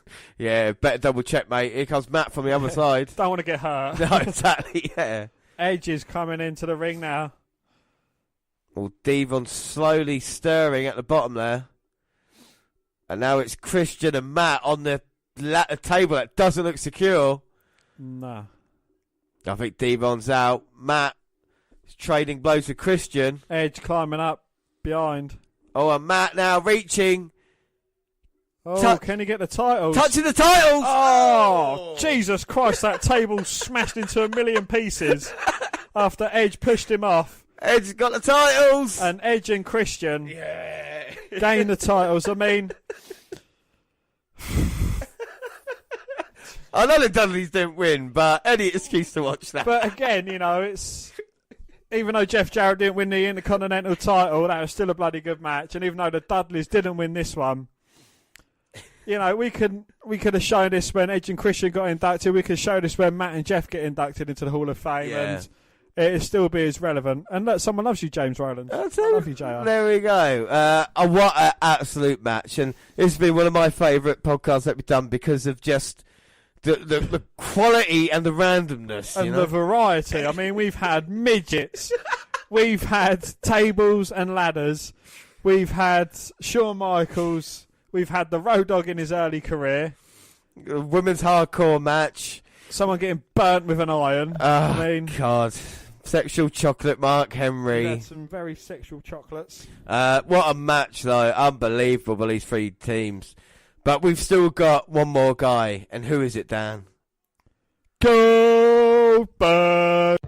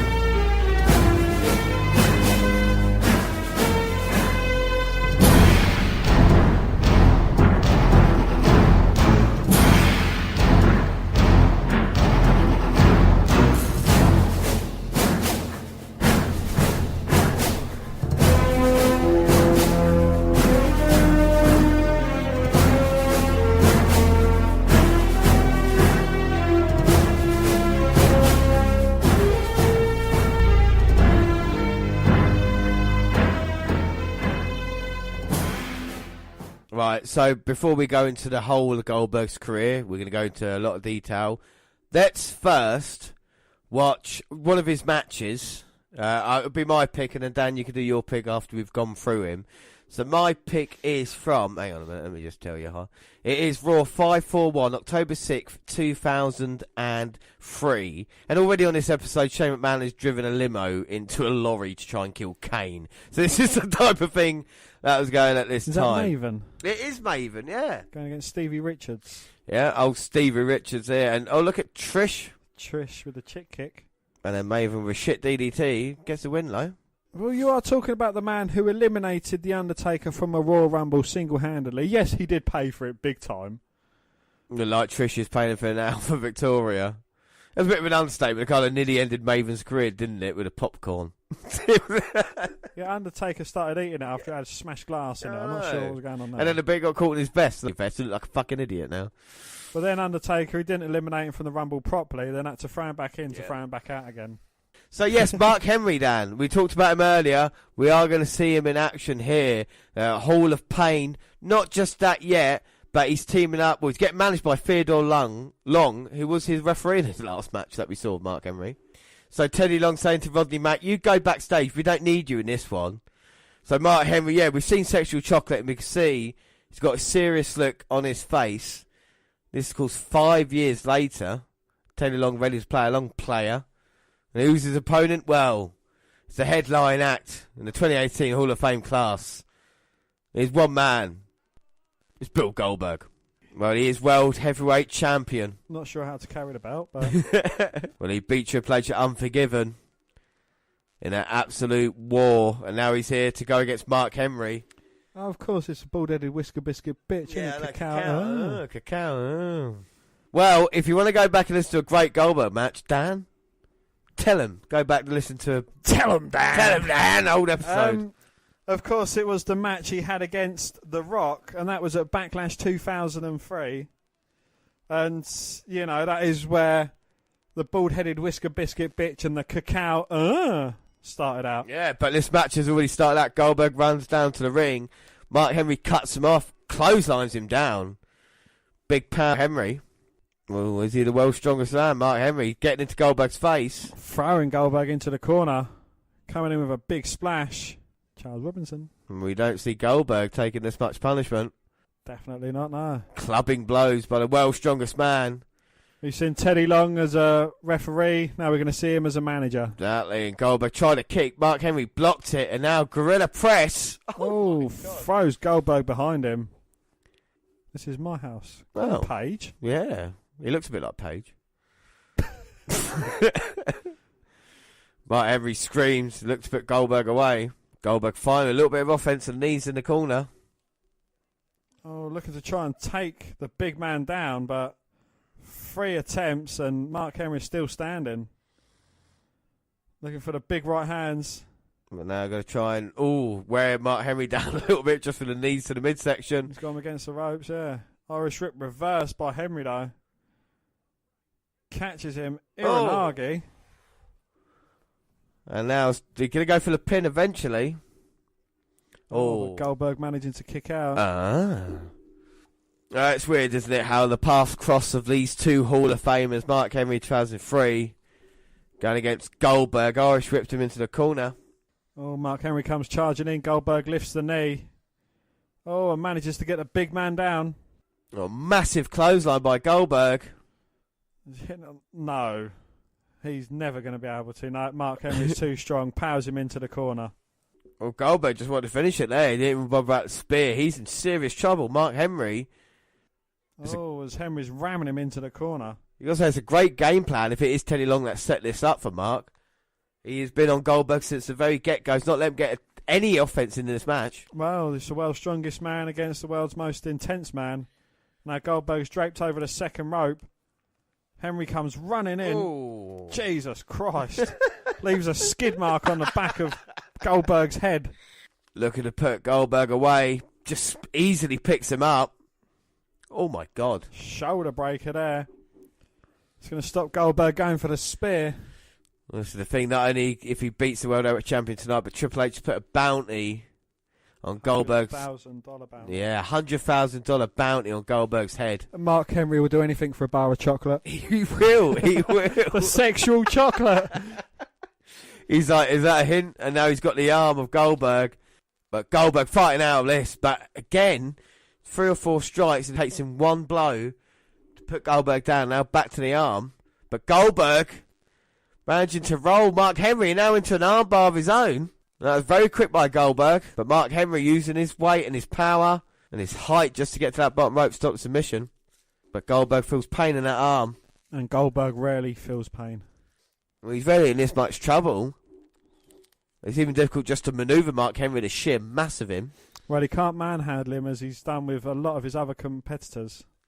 And you've got to say credit to Mark Henry here, who again plants Goldberg with another Iranagi. Going for the cover. Goldberg's managed to get shoulder up, but it's just a roll through, really. It's not anything powerful in that, is it? It wasn't a proper kick out. Now Goldberg out. He's firing with the punches. Trying to pick Henry up again, and no chance of that. And now Mark Henry saying to Goldberg, I'm just about to finish you. Irish whip into the corner. Runs in, but Goldberg dodges. Oh, he's got him up! He got him up and slammed him down. Jesus Christ. Mark Henry slowly back to his feet. With a huge clothesline by Goldberg. And a second, it's more of a shove type clothesline there. He's using his full power. Now what's he setting up for? He's looking for his spear. Oh no, Rodney Mack. Rodney Mack with a chair to the back of Bill Goldberg. Well, this is an assault, and now Rodney Mack. Henry comes charging in. HBK comes to save the day, though. Super kick to Mack. And then he's got a super kick to Mark. Oh, he wasn't as successful. Michaels again shows up low. Gets caught with a bear hug by Mark Henry. Oh! And Goldberg accidentally spears Michaels. Well, was it an accident? He's not. He's over it, and he's got Mark Henry. No. Surely not. Don't call me Shirley. Goldberg can't. Jacks him up, hammers him down. Well, there's no match, Goldberg. It's over and done with. It's an instant reaction for Goldberg. Jackhammer into the cover. Wow, so Goldberg ran through Shawn Michaels, took down Mark Henry. Looks as dominant as ever. Dan, what do you think of that? I think Mark Henry looked quite good there. I think that was a better match for Mark Henry than the last match we had of Mark Henry. You know, it's... yeah, Mark Henry looked great. Goldberg, managing to overcome it. He looked set for the victory if it wasn't for Rodney Mack coming in and hitting him with the chair. But, yeah, it was a bloody good match. Yeah, I mean, for Goldberg, at least we saw a spear and a jackhammer. Do you know what I mean? I mean, that's the important thing. Yes, even though the spear was on Michaels and the jackhammer was on Mark Henry. Still good. So let's have a proper look at the life and times of William Goldberg. Well, William Scott Goldberg, born December 27th, 1966, was born and raised in Tulsa, Oklahoma, where he had a bar mitzvah at Temple, Israel, and graduated from Tulsa Edison High School. He acquired a love for football early in life and was a bouncer at age 16. Goldberg's mother, Ethel, is a classical violinist, while his father, Jed, who attended Harvard University, was an obstetrician, was a gynecologist. They divorced and Jed died in late 2006. Ethel also breeds flowers and created an award-winning hybrid orchid, which she named after Goldberg. Actually, true story, that's called the Jackhammer. Yeah, there we go. His brother Michael is the owner of a music club in Aspen, Colorado. Goldberg is proud of his Jewish heritage and refused to hide it in the wrestling world, including refusing to wrestle on Yom Kippur. Yeah, Yom Kippur was a WWE wrestler back in 98. His Romanian great-grandfather, Marcel, emigrated from Bucharest and came to the US through Ellis Island. His other great-grandfather, Willie Goldberg. Willie Goldberg, Russian immigrant. Sounds like a spy. Well, Goldberg earned you have foiled the city, Oliver. Goldberg earned a scholarship to play for the University of Georgia Bulldogs football team, where he served as a defensive. He was taken by the Los Angeles Rams in the 11th round with the 302nd overall section in the 1990 NFL Draft. Well, he played for the LA Rams in the 1990 NFL season, followed by a stint with the CFL Sacramento Gold Miners and the Atlanta Falcons from 92 to 94. After being cut from the Falcons in 95, he was selected by the new expansion team, the Carolina Panthers, in the 95 NFL expansion draft with the team.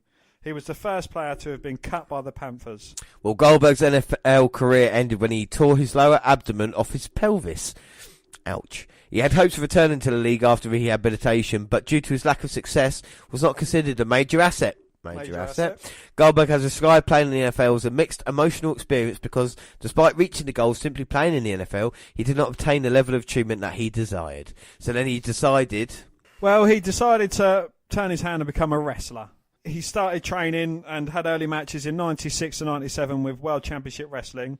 And during the rehab following his NFL injury, Goldberg began powerlifting and mixed martial arts. He was spotted by Lex Luger and Sting, who urged him to try professional wrestling. Although not a fan of professional wrestling, he saw it as an alternative to his fledgling football career and began training at the WCW power plant. Well, working as Bill Gold, Goldberg made 5 appearances. The first was on a dark match at a Monday Nitro event on June 23rd, 1997, where he defeated Buddy Lee Parker.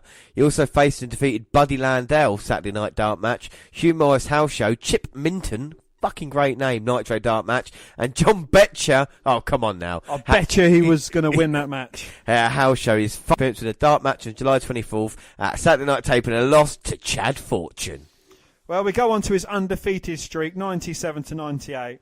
On September the 22nd, 1997 episode of Nitro, Goldberg defeated Hugh Morris in his debut match. Soon afterwards, he began to score quick victories over his fellow WCW wrestlers in the range of 1 to 2 minutes. Goldberg's succession of wins saw him quickly advance up the card, and he was pushed as a singles wrestler. The newcomer captivated fans with his monstrous yet silent charisma, brute strength and agility that saw him vault the ropes, perform high kicks and even the occasional backflip. Goldberg made his pay-per-view debut at Starrcade, defeating Steve McMichael. Yeah, good old Mongo. Well, in early 1998, Goldberg squashed Brad Armstrong at Super Brawl 8 and pinned Perry Saturn at Spring Stampede. Spoiler alert for this month. In mid-March, WWE stopped referring to him by his full name, shortened simply to Bill. No, simply to Goldberg. Around this time, WWE began counting Goldberg's consecutive wins on television as he continued to climb up the ranks. Goldberg's win over Saturn was his 74th consecutive without a loss, and the next night on Nitro he challenged Raven for the US Heavyweight title that Raven had won the night before at Spring Stampede. Despite interference from Raven's flock, Goldberg overpowered them all and defeated Raven to win his first professional wrestling championship. 2 days later, on April 22nd episode of Thunder, he made his first successful title defence against Mike Enos. Goldberg then started a feud with Raven and the Flock at Slamboree, at Raven and the Flock. At Slamboree, he ended his feud with the Flock after a successful title defence against Saturn. Goldberg continued to make successful title defences against Conan at the Great American Bash and Kurt Hennig. By this time, he had adopted the catchphrase, "Who's next?" in reference to his rapidly expanding winning streak. Well, as Goldberg was getting over as a main eventer, he continued to defend the United States title, was slowly becoming a contender for the WWE World Heavyweight title that was held by the NWO leader, Hollywood Hogan. Hogan eventually promised Goldberg a title match. The match was scheduled for July 6th, 1998 episode of Nitro held at the Georgia Dome in Atlanta with over 40,000 in attendance. But Goldberg insisted that Goldberg first have to defeat the NWO stablemate Scott Hall. Goldberg won and later in the evening was able to defeat Hogan to become WWE World Heavyweight Champion, in turn vacating the United States Championship. At Halloween Havoc, the feud was settled after Goldberg defeated Page to retain his title. According to Goldberg, his match against Page was a favourite match of his career. At Starrcade, Goldberg's undefeated streak ended at an official count of 173-0. And after 174 days as champion, when he lost the title to Kevin Nash after Scott Hall, disguised as a ringside security guard, made a run-in and shot Goldberg with a taser gun. Well, Goldberg, however, got his revenge at Sold Out when he defeated Hall in a ladder taser match. Goldberg won when he used the taser, which was hung high above the ring, requiring the ladder to obtain it. At the same time, the WWF began mocking Goldberg with a character, Gilberg, a jobber who dressed similar to Goldberg and mocked his signature entrance and mannerisms, but was small and scrawny, using the catchphrase, "Who's first?" since he never won. Well, Goldberg's win-loss record at WCW events from 97 to 98 differed from that which was perpetuated by the company, with the official figure exaggerating the number of matches in which he won to 173. Nick Schwartz wrote, "No one really knows Goldberg's actual record was. It's generally accepted that 173-0 is an inflated number. Some of Goldberg's industry peers have stated that the figure was exaggerated. His then WWE colleague Chris Jericho stated 1 week he'd be at 42-0, 7 days later he'd be at 58-0. Did stepping on bugs count?" Yeah, but manager Jimmy Hart, who also worked with Goldberg WWE, regarded the level of management as kind of funny. Miz said the number would go on and on. But wait a second, you know, the thing is about the Goldberg streak, it's not the 173 number that I'm impressed with. It's the fact that he went undefeated for a certain amount of time. It's like the Oscar undefeated streak right now is not the real fucking numbers. You know, she had no finishes to no contests, you know, matches. Obviously lost other tag team matches and stuff. It's like, you know, and at WrestleMania when they announced the crowd as 93,000 people at WrestleMania 3 when it was only like 76,000. But it's funny how it seems WWE people have a problem with other companies doing it, and yet when they do it, it kind of gets forgotten about. Indeed, yes. Well, anyway, at Spring Stampede, Goldberg gained his revenge against Nash by defeating him. Then at Slamboree the following month, Goldberg was injured and attacked by Rick and Scott Steiner and took some time off to prepare for his movie debut in the 1993 Universal Soldier: The Return alongside Jean-Claude Van Damme. Began focusing on Sid Vicious, who challenged him to a match to end Sid's winning streak. The two feuded with each other, which culminated in a match at Halloween Havoc for Sid's US Championship. Goldberg defeated Sid via referee stoppage and thus won his second US Heavyweight Championship. Later that night, he answered an open challenge from WCW World Heavyweight Champion Sting and defeated him to win the championship. Well, the next episode of Nitro, JJ Gillen ruled that match had not been sanctioned by WCW and that therefore Goldberg's victory was void. Sting, however, was not given a title back due to his attack on a referee during the event. Yeah, cool, right. And Dillon announced a 32-man tournament for the now vacant title, which included Goldberg. Well, Goldberg wrestled Bret Hart on the same Nitro in the first round of the tournament in a match that also served as the first defence of his newly won US Heavyweight Championship. Sid Vicious managed to interfere in the contest and cost Goldberg the match, thus giving him his second career loss, costing him the title and eliminating from the tournament, which was eventually won by Hart at Mayhem in November. Well, Goldberg continued his rivalry with Vicious and defeated him in an I Quit match at Mayhem to close their feud. Shortly thereafter, Goldberg joined forces with Hart, teamed with him to defeat Creative Control for the WWE World Tag Team Championship. 1 week later, they lost the title to the Outsiders, Scott Hall and Kevin Nash. At Starrcade, Goldberg challenged Hart for the WWE World Heavyweight Championship. In the course of the match, Goldberg delivered a stiff kick to Hart's head, legitimately giving him a concussion and tearing a muscle in his neck. Hart continued on, suffering what he believed to be at least one other concussion, his head on the floor while executing a ring post assisted figure 4 leg lock. The match ended when Roddy Piper, the special guest referee for the contest, declared Hart the winner despite Goldberg never having submitted to the sharpshooter.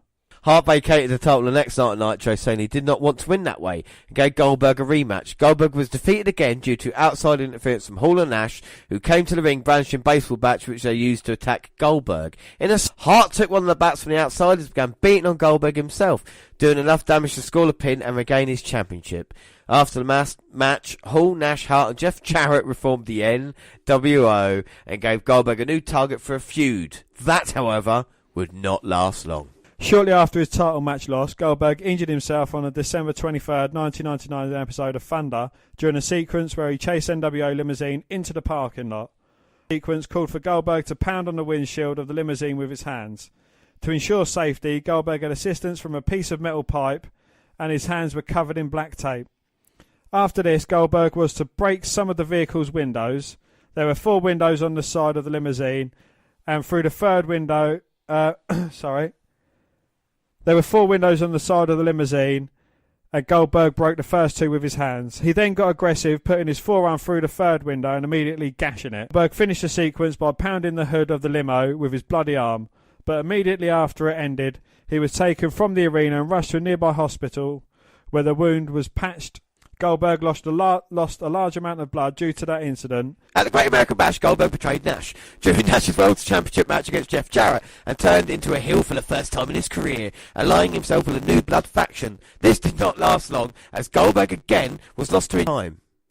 As a result of this betrayal, Goldberg feuded with Nash and defeated him at Bash at the Beach, with the help from fellow New Blood member Scott Steiner. Goldberg participated in a Triangle No. 1 Contenders match against Nash and Steiner at New Blood Rising, which Nash won. Goldberg walked out of the match midway through while Nash had him ready for the jackknife powerbomb and swore at Vince Russo as he left the ring, turning face again. He then began the rivalry with Steiner, culminating in a no DQ match at Fall Brawl, which Goldberg lost due to outside interference. After his loss to Steiner, Goldberg's rivalry with Russo accelerated, and in October, having finally had enough, Russo gave Goldberg an ultimatum. if Goldberg was to lose another match at any point in time, unless he managed to duplicate his undefeated winning streak from 97 to 98, he would be forced to retire from professional wrestling. Goldberg defeated Chronic, Brian Adams and Brian Clark at Halloween Havoc in a handicap elimination match. He then started a feud with Lex Luger. This culminated in a match which Goldberg won. They continued their rivalry and battled in a rematch at Starrcade. Goldberg won the match, but afterwards he was attacked by Luger's partner, Buff Bagwell. Goldberg feuded with both Luger and Bagwell, who called himself Totally Buffed. His streak was broken at Sin when Goldberg, teaming with his power plant trainer, D. Wayne Bruce, lost to Totally Buffed in a tag team no disqualification match after a fan maced him, enabling Totally Buffed to pin him. Well, the storyline enabled Goldberg to have shoulder surgery, but WWE was sold to the WWF in March 2001 while Goldberg was still recuperating. The WWF did not buy out Goldberg's contract with Time Warner, as they had done with several other WWE employees, so he was not involved in the WWF invasion angle. Goldberg instead remained under contract to Time Warner until May 2002. So he was under Time Warner a year after the fact WWE closed down. And when he agreed on a contract, he was WWE's highest paid athlete alongside Bret Hart, earning $2.5 million per year, a sum which had risen to $3.5 million in the final year of the contract due to have expired in July 2003. So, in a way, they did well to get Goldberg down for a long amount of time, but in the end, they just didn't use him right in WCW, you know? Well, after that, he went on to All Japan Pro Wrestling. And Goldberg has suffered an arm injury during the Toyota Pro Celebrity race at the Long Beach Grand Prix 2002. In August 2002, he returned to the ring in Japan. He initially joined All Japan Pro Wrestling, defeating Satoshi Kojima, Taiyo Kia, and went on to defeat Rick Steiner in a match for the W1 promotion, and teamed with Keiji Muto to defeat Chronic. His success in Japan led to the WWF, now renamed World Wrestling Entertainment, to begin contract negotiations with him. Well, after leaving Japan, Goldberg signed a one-year contract with WWE, debuting on the March 31st episode of Raw, the night after WrestleMania 19, and starting a feud with The Rock by performing a spear on him. The rivalry intensified when The Rock held a segment entitled The Rock Concert, where he taunted Goldberg along with Gilberg, but Goldberg defeated him in his debut match at Backlash on April 27th, following 3 spears and a jackhammer. Well, Goldberg went undefeated over the subsequent half year, defeating 3-Minute Warning in his first match on Raw. Goldberg defeated Christian the following week on Raw in a steel cage match. Goldberg next feuded with Chris Jericho, when during Jericho's first edition of the highlight reel, an interview show where Goldberg was the guest. So Goldberg was the first guest on the first edition of the highlight reel. There we go, yeah, a little fact. He complained that no one wanted Goldberg in the WWE and continued to insult him in the following weeks. On May 12th episode of Raw, a mystery assailant attempted to run over Goldberg with a limousine. The following week on Raw, the Raw co-general manager Stone Cold Steve Austin interrogated several superstars to find out who was driving the car. One of the interrogatees was Lance Storm, who admitted that he was the assailant. Austin forced Storm into a match with Goldberg, who defeated Storm immediately. Immediately after which, Goldberg forced Storm to admit that Jericho was the superstar who conspired Storm into running him over. On the May 26th episode of Raw, Goldberg was once again a guest on the highlight reel, where Jericho expressed jealousy towards Goldberg's success in WCW and felt since joining WWE he had achieved everything he had ever wanted in his career, and all that was left was to defeat Goldberg, and challenged him to a match at Bad Blood on June the 15th. Goldberg defeated Jericho. Well, Goldberg entered a rivalry with Triple H, challenging him for the World Heavyweight Championship at SummerSlam on August 23rd in the second Elimination Chamber match. After eliminating Randy Orton, Shawn Michaels and Chris Jericho, he was pinned by Triple H after Ric Flair threw a sledgehammer inside the chamber and Triple H hit Goldberg with it, meaning Triple H retained the title. Goldberg continued his feud with Triple H and defeated him for the World Heavyweight Championship at Unforgiven on September 21st, after agreeing to put his career on the line. The next night on Raw, Goldberg successfully retained the title against Chris Jericho. Week on Raw, Triple H issued a $100,000 bounty to anybody who could take Goldberg out. Stephen Richards, Mark Henry, La Resistance and Tommy Dreamer all attempted to collect the bounty, but they were unsuccessful. On the October 20th episode of Raw, Batista collected the bounty after he interfered in Goldberg's title defense against Shawn Michaels and attacked Goldberg, placing a folding chair around Goldberg's ankle and jumping off the middle rope onto the chair, shattering his ankle. Furious, Goldberg demanded a match against Batista, but Triple H got involved in the match by trying to cripple Goldberg, who executed the spear on Triple H and attacked Batista with a sledgehammer. At Survivor Series on November 16th, Goldberg retained the title against Triple H, despite interference from Evolution. On November 17th episode of Raw, Goldberg faced Triple H, Randy Orton and Batista in a handicap match, but he was pinned following an RKO, Batista bomb and a pedigree. After the match, Kane unexpectedly came out to seemingly assist Goldberg after Evolution continued their assault on him in the match. After scaring off Evolution, he turned on Goldberg and executed a chokeslam on him. The following week on Raw, Kane attacked Goldberg again while he was defending the championship against Triple H in a rematch from Survivor Series, and expressed his desire to face Goldberg for the title. Raw General Manager Eric Bischoff scheduled Goldberg to defend the championship against both Kane and Triple H in a triple threat match at Armageddon. Goldberg teamed with Shawn Michaels and Rob Van Dam to face Kane, Batista and Orton in a 6-man tag team match. On the December 8th edition of Raw, Goldberg faced Kane in a lumberjack match, which ended in a disqualification when Evolution and Mark Henry entered the ring and assaulted Goldberg. At Armageddon on December 14th, Goldberg lost the title when Triple H pinned him after interference from Evolution and a chokeslam from Kane, thus ending his reign at 84 days. Well, Survivor Series also marked the first time Goldberg met the WWE Champion Brock Lesnar by interrupting after the latter remarked that he could beat anyone in the world. The feud escalated at the 2004 Royal Rumble on January 25th when Goldberg was in the midst of dominating the Rumble match. He eliminated Charlie Haas, Billy Gunn and Nunzio as the 30th entrant until Lesnar interfered in the match and executed an F5 on Goldberg. Angrily distracted at Lesnar's attack, Goldberg was eliminated by Kurt Angle. Vowing revenge after defeating Mark Henry and Jonathan Coachman in a no disqualification handicap match following Raw, Goldberg declared Lesnar his next victim.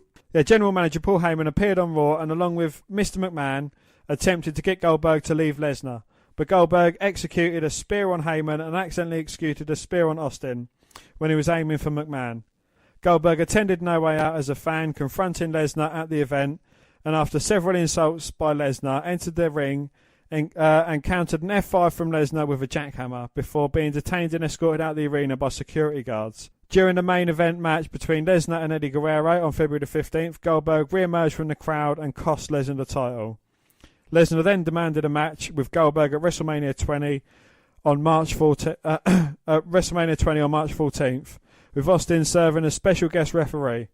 Fans knew this would be the final WWE match for both Goldberg and Lesnar, thus gave largely negative reactions throughout the performance. Goldberg won the match, causing Lesnar to show Austin the middle finger, but instead he received a Stone Cold Stunner in return. As Goldberg celebrated his victory with Austin, he also received the Stone Cold Stunner. And that was it for Goldberg. He weren't happy with WWE, so he left. And we didn't hear a lot about him, but then Goldberg made his return to professional wrestling on June 7th, 2015 at the Legends of Wrestling show at Citi Field in New York. While he was not scheduled to wrestle at the event, Goldberg came to the aid of RVD after his match with Scott Steiner. He performed a spear on Steiner and a jackhammer on Doc Gallows. And then on January 23rd, 2016, Goldberg made a second return for the Legends of Wrestling event in Miami, where he delivered another spear to Steiner after his match with Chavo Guerrero. And then he returned to WWE and he began another feud with Brock Lesnar. On May 31st, 2016, Goldberg was announced as a pre-order bonus for the WWE 2K17 video game. Throughout the summer, Goldberg and WWE 2K17 cover star and former rival Brock Lesnar traded insults with each other through social media and WWE 2K events such as Gamescom. Goldberg would also appear at a WWE 2K SummerSlam event the weekend before the pay-per-view took place, fueling speculation that he would be appearing at the event to confront Lesnar. Goldberg then appeared on October the 3rd episode of SportsCenter, where he contemplated a return to WWE. This led to Paul Heyman challenging Goldberg to face Lesnar on the October 10th episode of Raw, with Heyman stating that Goldberg was the one blemish on Lesnar's WWE career, as Goldberg had defeated Lesnar at WrestleMania 20 in 2004. Well, the following week on Raw, Goldberg returned to WWE for the first time in 12 years, accepting Heyman's challenge and signalling that Lesnar would be next and last. On the October 24th episode of Raw, Lesnar returned with Heyman, who insulted Goldberg. It was then announced that their match would take place at Survivor Series. On October 31st episode of Raw, Goldberg returned to address Lesnar's comments from the previous week, only to be interrupted by Heyman, who teased that Lesnar was there, but Rusev came out instead. Goldberg executed a jackhammer on Rusev and a spear on Heyman. On the final Raw before Survivor Series, Goldberg and Lesnar had a face-off, resulting in a brawl with security. At Survivor Series on November the 20th, Goldberg defeated Lesnar in 1 minute and 26 seconds. The next night on Raw, Goldberg celebrated his victory over Lesnar and declared himself the first participant in the 2017 Royal Rumble match. The following week on Raw Survivor Series match, stating that he underestimated Goldberg and that the match was a humiliation and embarrassment for him and Lesnar, who would also be in the Royal Rumble match, and he had something to prove. Goldberg returned on the January 2nd, 2017 episode of Raw, where he confronted Chris Jericho and Universal Champ Kevin Owens, stating he would win the Rumble match and challenge for the Universal Championship at WrestleMania 33. Roman Reigns and Braun Strowman then came out to announce their intentions at the Royal Rumble, and after a stare down, Goldberg and Reigns performed a double spear on Strowman. Once more, the January 23rd episode of Raw, where he was confronted by Lesnar and The Undertaker. During the Royal Rumble match on January 29th, Goldberg entered at number 28 and eliminated Lesnar following a brief confrontation and spear, as well as eliminated by Rusev and Luke Harper before being eliminated by The Undertaker. Lesnar then appeared on the following night's episode of Raw and challenged Goldberg to one final match at WrestleMania 33. Goldberg went on to accept Lesnar's challenge on the February 6th episode of Raw, whilst interrupting Kevin Owens and Chris Jericho in the process.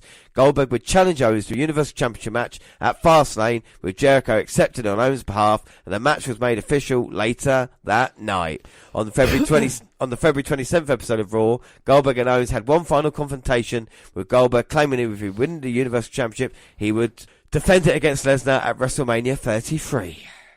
At Fastlane on March the 5th, after a distraction from Jericho, who Owens turned on during the February 13th episode of Raw, Goldberg defeated Owens to win the Universal Championship. At WrestleMania 33 on April the 2nd, despite performing 4 spears and a jackhammer, Goldberg lost the title to Lesnar in what was his first clean singles loss. Goldberg appeared the following night on Raw Talk,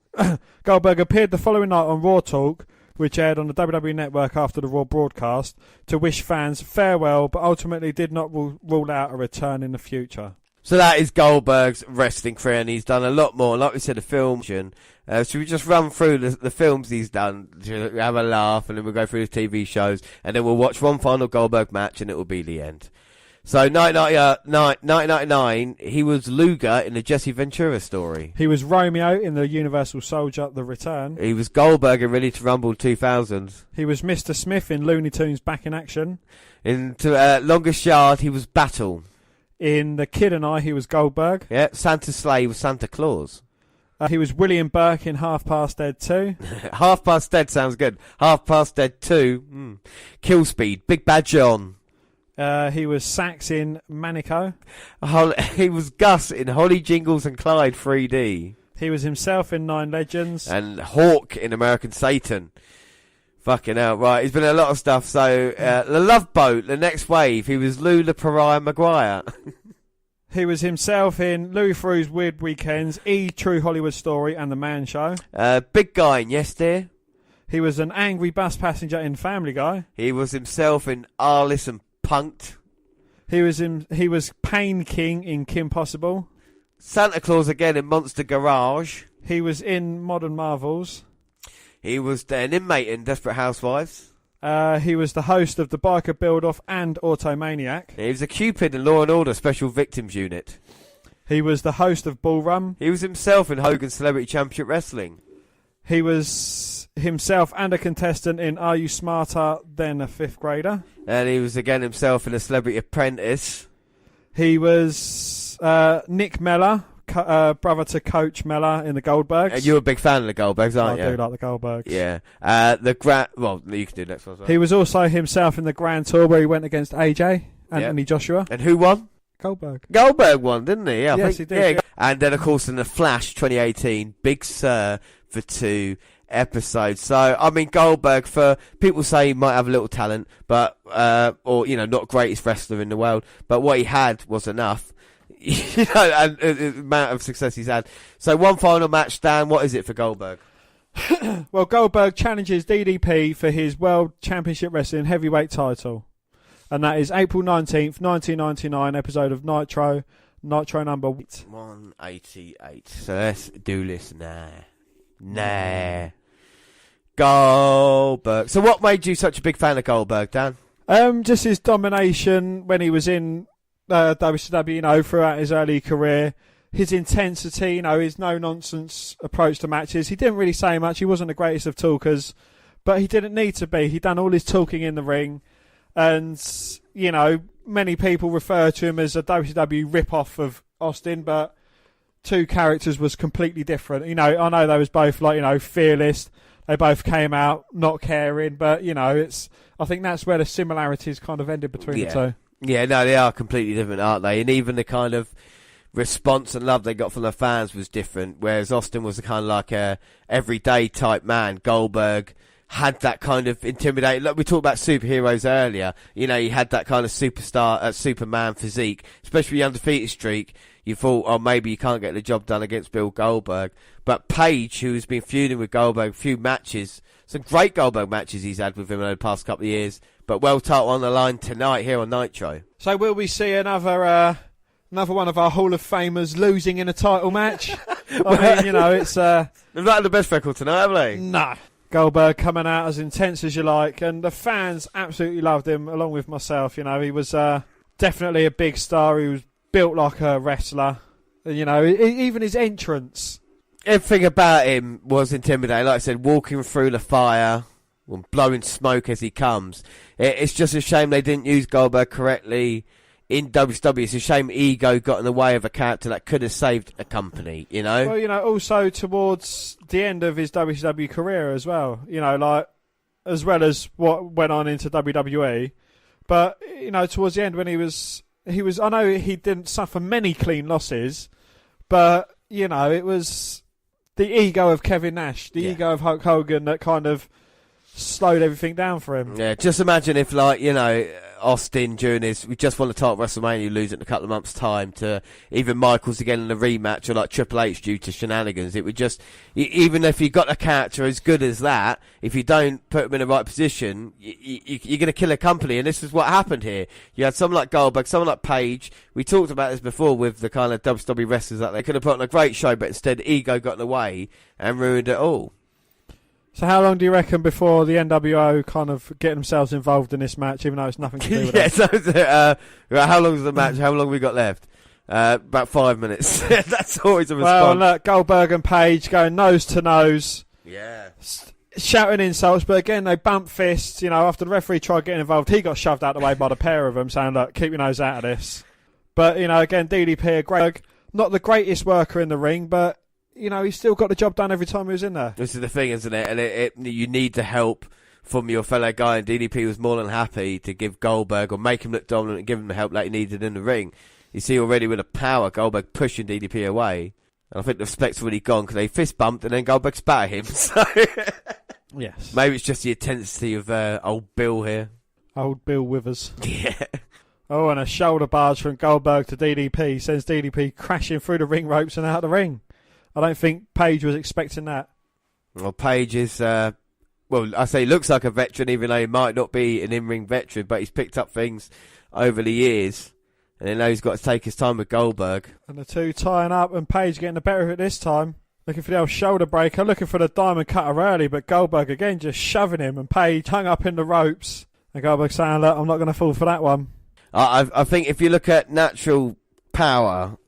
And like this, I think Goldberg might be one of the strongest men to ever compete in professional wrestling. It's just the ease you see him manhandling opponents. I know Brock Lesnar, you could argue that, but with Goldberg, he just made it look easy. This is the guy who's picked up the Giant, Mark Henry, any big guy he's been in the ring with, he's picked him up as a jack slam. Yeah.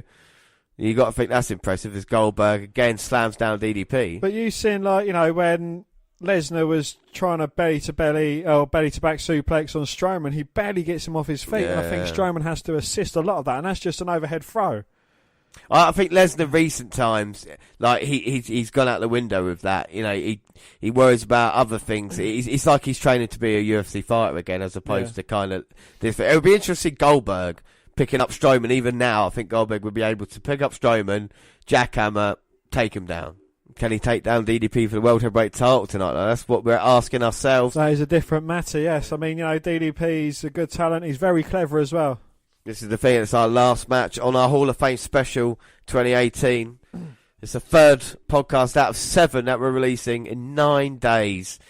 And, this has been a great one here today. Into shoulder bars Goldberg. I don't think a lot of people take him off his feet. But Goldberg responded with a spear of his own.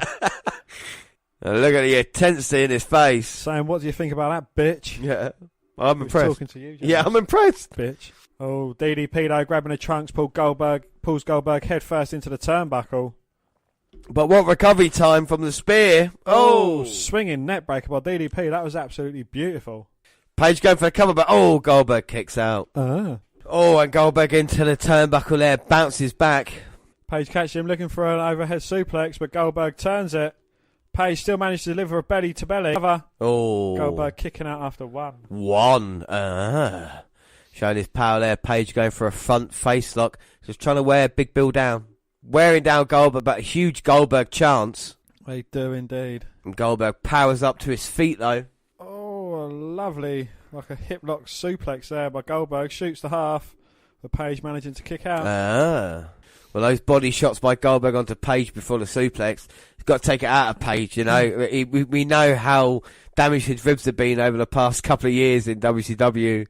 Goldberg may be targeting that. Irish whip.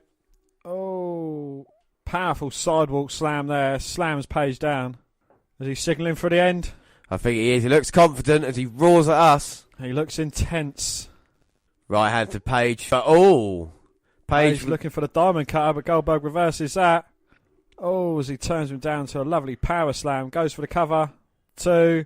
But Page managing to kick out. And that would probably be any normal man. But Page isn't a normal man. We've seen his toughness and determination. He'll walk right up to Goldberg and get drilled in the face. Goldberg now, Irish whip. But Page with the head scissors there, like a Hurricane Rana, as Goldberg was looking for another power slam. Overconfidence maybe by Bill Goldberg, caught with a big boot. And Page eliminates Goldberg and himself from the Royal Rumble. Both men landing on the wafer-thin mats. Referee's counting. This helps no one but Page. Page throws Goldberg back in now, looking to go off the top. Hops his way up to the top rope. Lovely clothesline takedown there. 2. But Goldberg managing to kick out. Now Page picks up Goldberg, but Goldberg with a jawbreaker. Stuns Page back to the ropes. Page with foot up, spins him round, goes for the patented clothesline. Goldberg dodged it, hits him with a super kick. Looking for a spear. Goldberg's cocked, locked, and ready to unload. But Page, he's biding his time. He's waiting in the corner. Goldberg comes charging in. Page lifts his legs. Goldberg hits the ring post. Well, that's one way to stop the spear. Like I said, if you're in the corner, Goldberg took that risk there, coming in with full momentum, moved the ring slightly, and now Page trying to take advantage of this. Hits the diamond cutter. Diamond cutter turns him for the pin. 1, 2. But Goldberg, not only does he kick out, but he throws Page onto the referee. The referee seems okay at the moment. Page gets frustrated. Using the referee to help him up. Pushes him down. Has he got a set of knucks? I think, he's looking for an equaliser. The referee can't see it now. Fuck. Goldberg primed for the spear. Page held the referee in front of him. The referee took the full force of that spear. And Page crawls outside to safety. And he's still got those brass knucks around his hand. Looks to hit Goldberg, but Goldberg blocks it. And now he's got Page on the apron. What's he going to do? Jacks him up, hammers him down. Goes for the cover, but the referee's knocked out. The referee's never going to get up again from that spear. Well, you get hit by Goldberg's spear, it takes it out of you. But Goldberg's still checking on him. The referee is actually dead. Goldberg knows that. You see how much punishment Goldberg's taking. Barely get to his feet. Page is up. Page hits Goldberg on the back of the head with them loaded knuckles. Kicks him to the outside. I don't think Page is finished with Goldberg yet. Well, Page has recovered quite well after being hit with a jackhammer. I'll give him that. And he got up quite quickly after the spear as well, didn't he? So, And he's just punching away at Goldberg's head with them brass knucks on. if one doesn't do the job, try 10. And now the knuckles weren't quite enough. He's going for the steel ring steps as well. And Goldberg. Oh, he just dropped on Goldberg's foot. Well, he's dropped on his foot and now he's going to try and break the ankle. Goldberg got on the stairs. And steel on steel with Goldberg's shin in between. This might be the most punishment we've ever seen Goldberg take in a match. Page dishing it out. He must have broken the ankle there on this chair, on these stairs. He thought the referee was going to hold the steel chair. Oh, Page. Bless him. He thought the ring post was the... Now the referee's in position. Hey! Oh, fucking ref bump number 2. As Page literally flips the referee apron onto the barricade and punches in with them loaded knuckles. But Goldberg, incredibly, is getting to his feet, crawling back in the ring. Page isn't done with him yet, though. Now he's going to try and put a figure 4 in. Kevin Nash is on his way down. Punches DDP. He's part of the Wolfpack, then I take it. Yeah, it looks like a way, and he's going to help. Oh, that's nice, considering what them to have been through. Well, considering, Kevin Nash stopped the streak. They seem happy to see each other, and I'm sure nothing's going to happen here. Just going to help him gently back in the ring. There you go, lovely. We're friends. DDP's got title belt. Oh, caves Nash's skull in with a big gold belt. The second one for good measure. I think Page is getting out of here. Oh, look, Nash selling a title shot as well. Well, what was WWE's problem in 1999? I think we just seen it there. But Dan, what do you think of the match? Yeah, I think the match was actually quite good. It's one of the more competitive matches we've seen Goldberg involved in, which is also which is always a nice thing. And it's I don't know. Again, it was one of the problems back in them days. The phony finishes and just the silliness of it. But yeah, it was a bloody good match between the two of them. Yeah, and it's been fun, hasn't it? This Hall of Fame podcast. It's been a little longer than we thought it was going to be, but still very enjoyable. We've had the 6 inductees to the Hall of Fame, and we're going to join the Hall of Fame ceremony. We'll bring that to you when we can. I'm not promising anything at the moment. Hall of Fame ceremony, of course, is Friday before WrestleMania. But our next podcast, before we even get there, this is Monday. Next podcast is Wednesday. And it's Podcast Extra. It's a mixed match challenge. That is our next show. And then let's have a look at the schedule. Friday, the 6th of April, we'll have the WNR 151, which will be the WNR Network review for April. We'll have 205 Live, NXT, all the latest rumours. That will start off our huge live weekend. Saturday on the 7th is our live NXT TAKEOVER event, and we're live from 11 o'clock. Sunday, WWE WrestleMania live kickoff. Our first ever live kickoff. Don't forget, I can't wait. We're going to start at 10 p.m. for that one. 10. Dan, final thoughts on the Hall of Fame? Yeah, it's a very strong Hall of Fame this year. I think it's one of the strongest I've ever seen. A lot of variety. And, of course, headlined by one of my favourites, Goldberg. It's always going to be a good ceremony. Yeah, exactly. That's what we can hope for. But, like I said, lots more still to go. 3 down, 4 to go on the 7 podcast in 9 days. All in up, like we say, our live weekend. But that is it. To follow us, or to contact us, you can follow us on Twitter at WWE Network Review or at Vince McDan, WWE _Rollins. We've also got a friend on Twitter. Yes, and he's Mini Chris Benoit, and he's just trying to make the world a better place, and you can follow him at Mini Chris Benoit. Across all the Google platforms, WWE Network Review on Google+. Send us an email, the WNRPodcast at gmail.com. We're also on Facebook. Yes, Facebook. You can come and find our page and give us a like with a WWE Network Review podcast, or you can come and find me and add me as a friend. I am Vince McDan. Subscribe to our YouTube channel, WWE Network Review Podcast. Got clips going up there daily. And the episodes go at the same time to other places like SoundCloud. On your phone. You've got Spreaker Radio, where our live shows start April 7th and April 8th, NXT TakeOver, and our first ever WrestleMania live kickoff. Stitcher Radio and iTunes, where you can download, subscribe, rate, and review there. But that is it. Like I say, next up Wednesday, the Mixed Match Challenge Podcast Extra Part 2. But until then, I have been James Rowlands, and as always, I was joined by... Damn right. Thanks for listening, everybody, and bye. Bye.